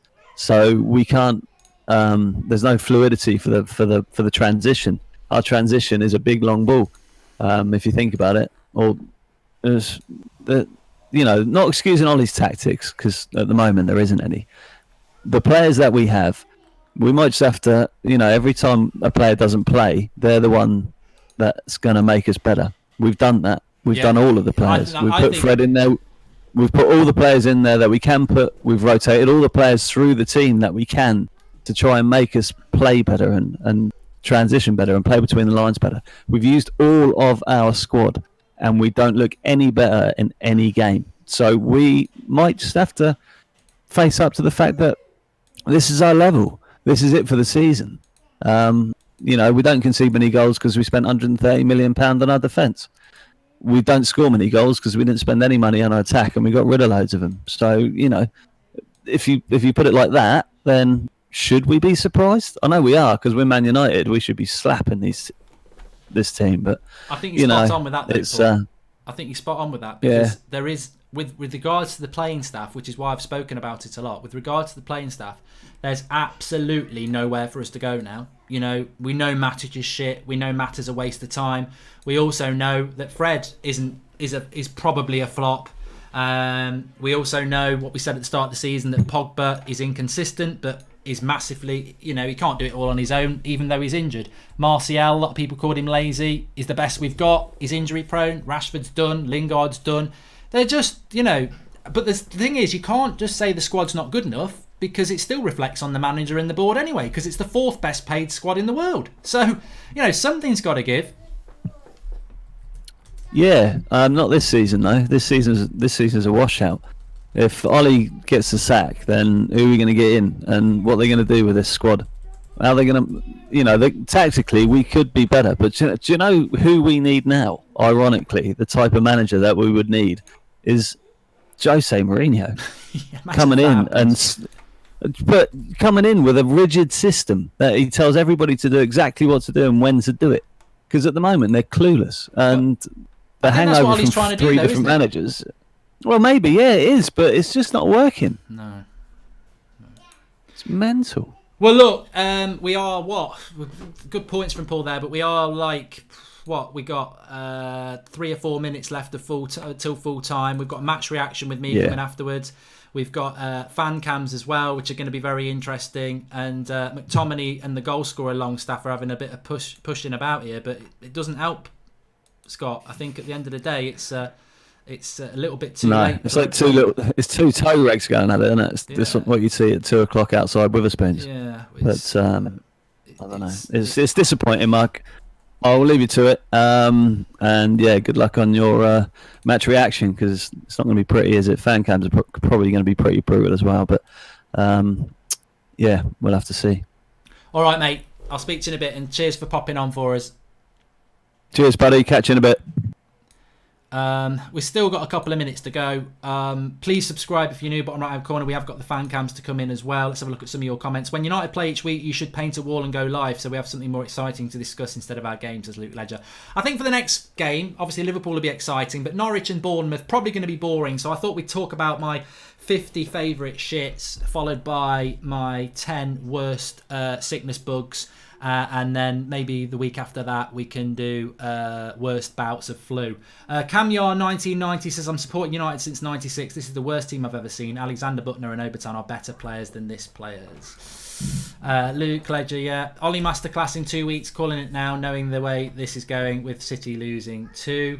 I still stand by the fact that we'll probably get something against Liverpool, and that, you know, the international break sort of saves him, doesn't he? 3 points above relegation, same points as Sheffield United and Brighton.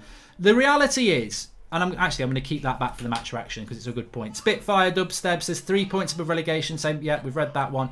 The reality is with this, and we mustn't lose sight of this, is that this is Newcastle against Manchester United. This is a game that Manchester United should easily be winning, and for whatever reason, the goal that they scored was a long time ago. It was a long time ago. It was a lot. There's been 10-15 minutes for us to do something, and we just, I would be thinking about getting an equaliser and then going on and win it. We're not even capable of finding a bloody goal to equalise. We're out of ideas. We're absolutely out of ideas. We've got no idea how to get back, how to score goals. Manchester United Football Club, and we can't do it. And the manager turns away to sit back down, but I'm afraid you're talking to Michael Carrick. You're done, and you're just as bad, Carrick. You're just not good enough. Not good enough at this level, I'm afraid. And what's going to improve? There's no characters on the bench or anywhere else to come up and solve these problems that Manchester United have right now. I'm sorry, but it's just, we're in a dire situation. We are 12th in the league after 8 games and we've got 9 points. We're barely averaging a point a game. It is championship standard stuff. Lee Taylor, I've always been a supporter of Ollie and wanted him to succeed, but after this performance, I think it's best in the long run if he walked away from the job now before being pushed. Not Ollie out, but more Ollie walk. He will never walk, and I wouldn't walk either. I've got to be honest with you, I wouldn't walk because it's... It's a matter of loving the football club, isn't it? You're always going to believe that you are the person to solve it. But what disappoints me with United is we've just not been able to create anything in this game, despite being down for a long time. A long time we've been behind in this game, and we've still not been able to do it.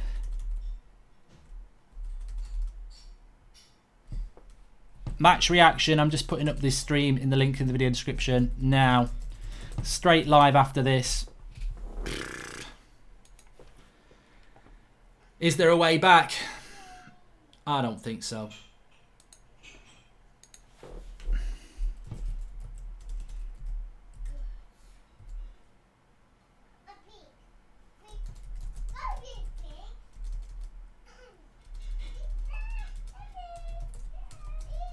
Newcastle looking in for a second here. United need to get the ball at the other end. Can they find... I mean, to be honest with you, if we get a point, great, but it's still a terrible result. You know, at what point do we start saying a point's a bad result? Because I think you'd have to say now a point is a bad result. It's not good enough. And we're not even in a position of getting a point, by the way, but I'm just saying if there is some scrappy goal at the end here, which I don't even know why I'm saying that. I can't see for the life of me how we're going to get a goal. If you can, answers on a postcard how we're going to do that, because it's been shocking. I can't. A few people did say 1-0.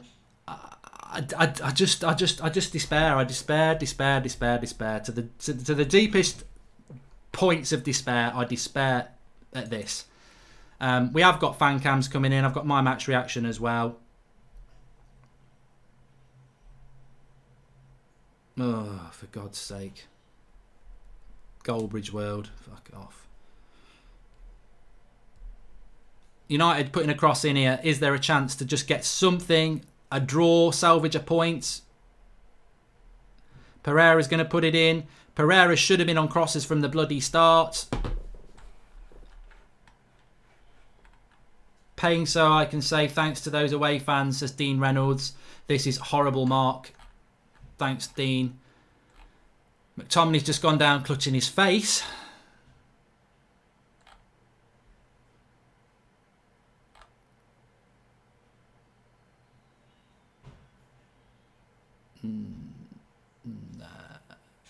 I don't think there's anything in that, to be honest. I doubt that would be a penalty.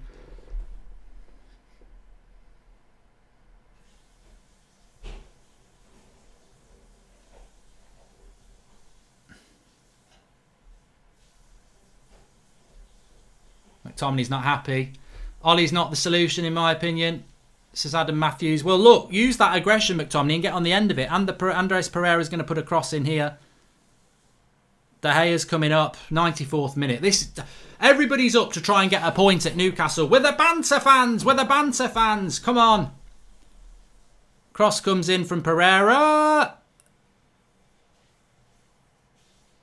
It is a corner. Or is he blown? He's blown the bloody whistle. Manchester United have lost to Newcastle. There you've got it. The season is melting like snow under a diabetic racehorse's morning piss. It's absolutely gone. Absolutely fallen apart. 1-0 to Newcastle United. I'm stunned. I'm absolutely stunned. I really am. I think that it really is just disgusting. Disgusting. Absolutely disgusted. Right, match reaction, fan cams time.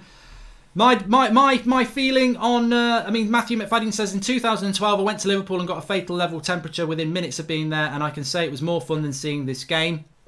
Ollie in, Ollie out. I will tell you where I am. A lot of people seem to think I'm Ollie out. I will tell you where I am. My voice is nearly going there. I will... match reaction, link in the video description. I'll be live in 60 seconds talking about where I am with Manchester United.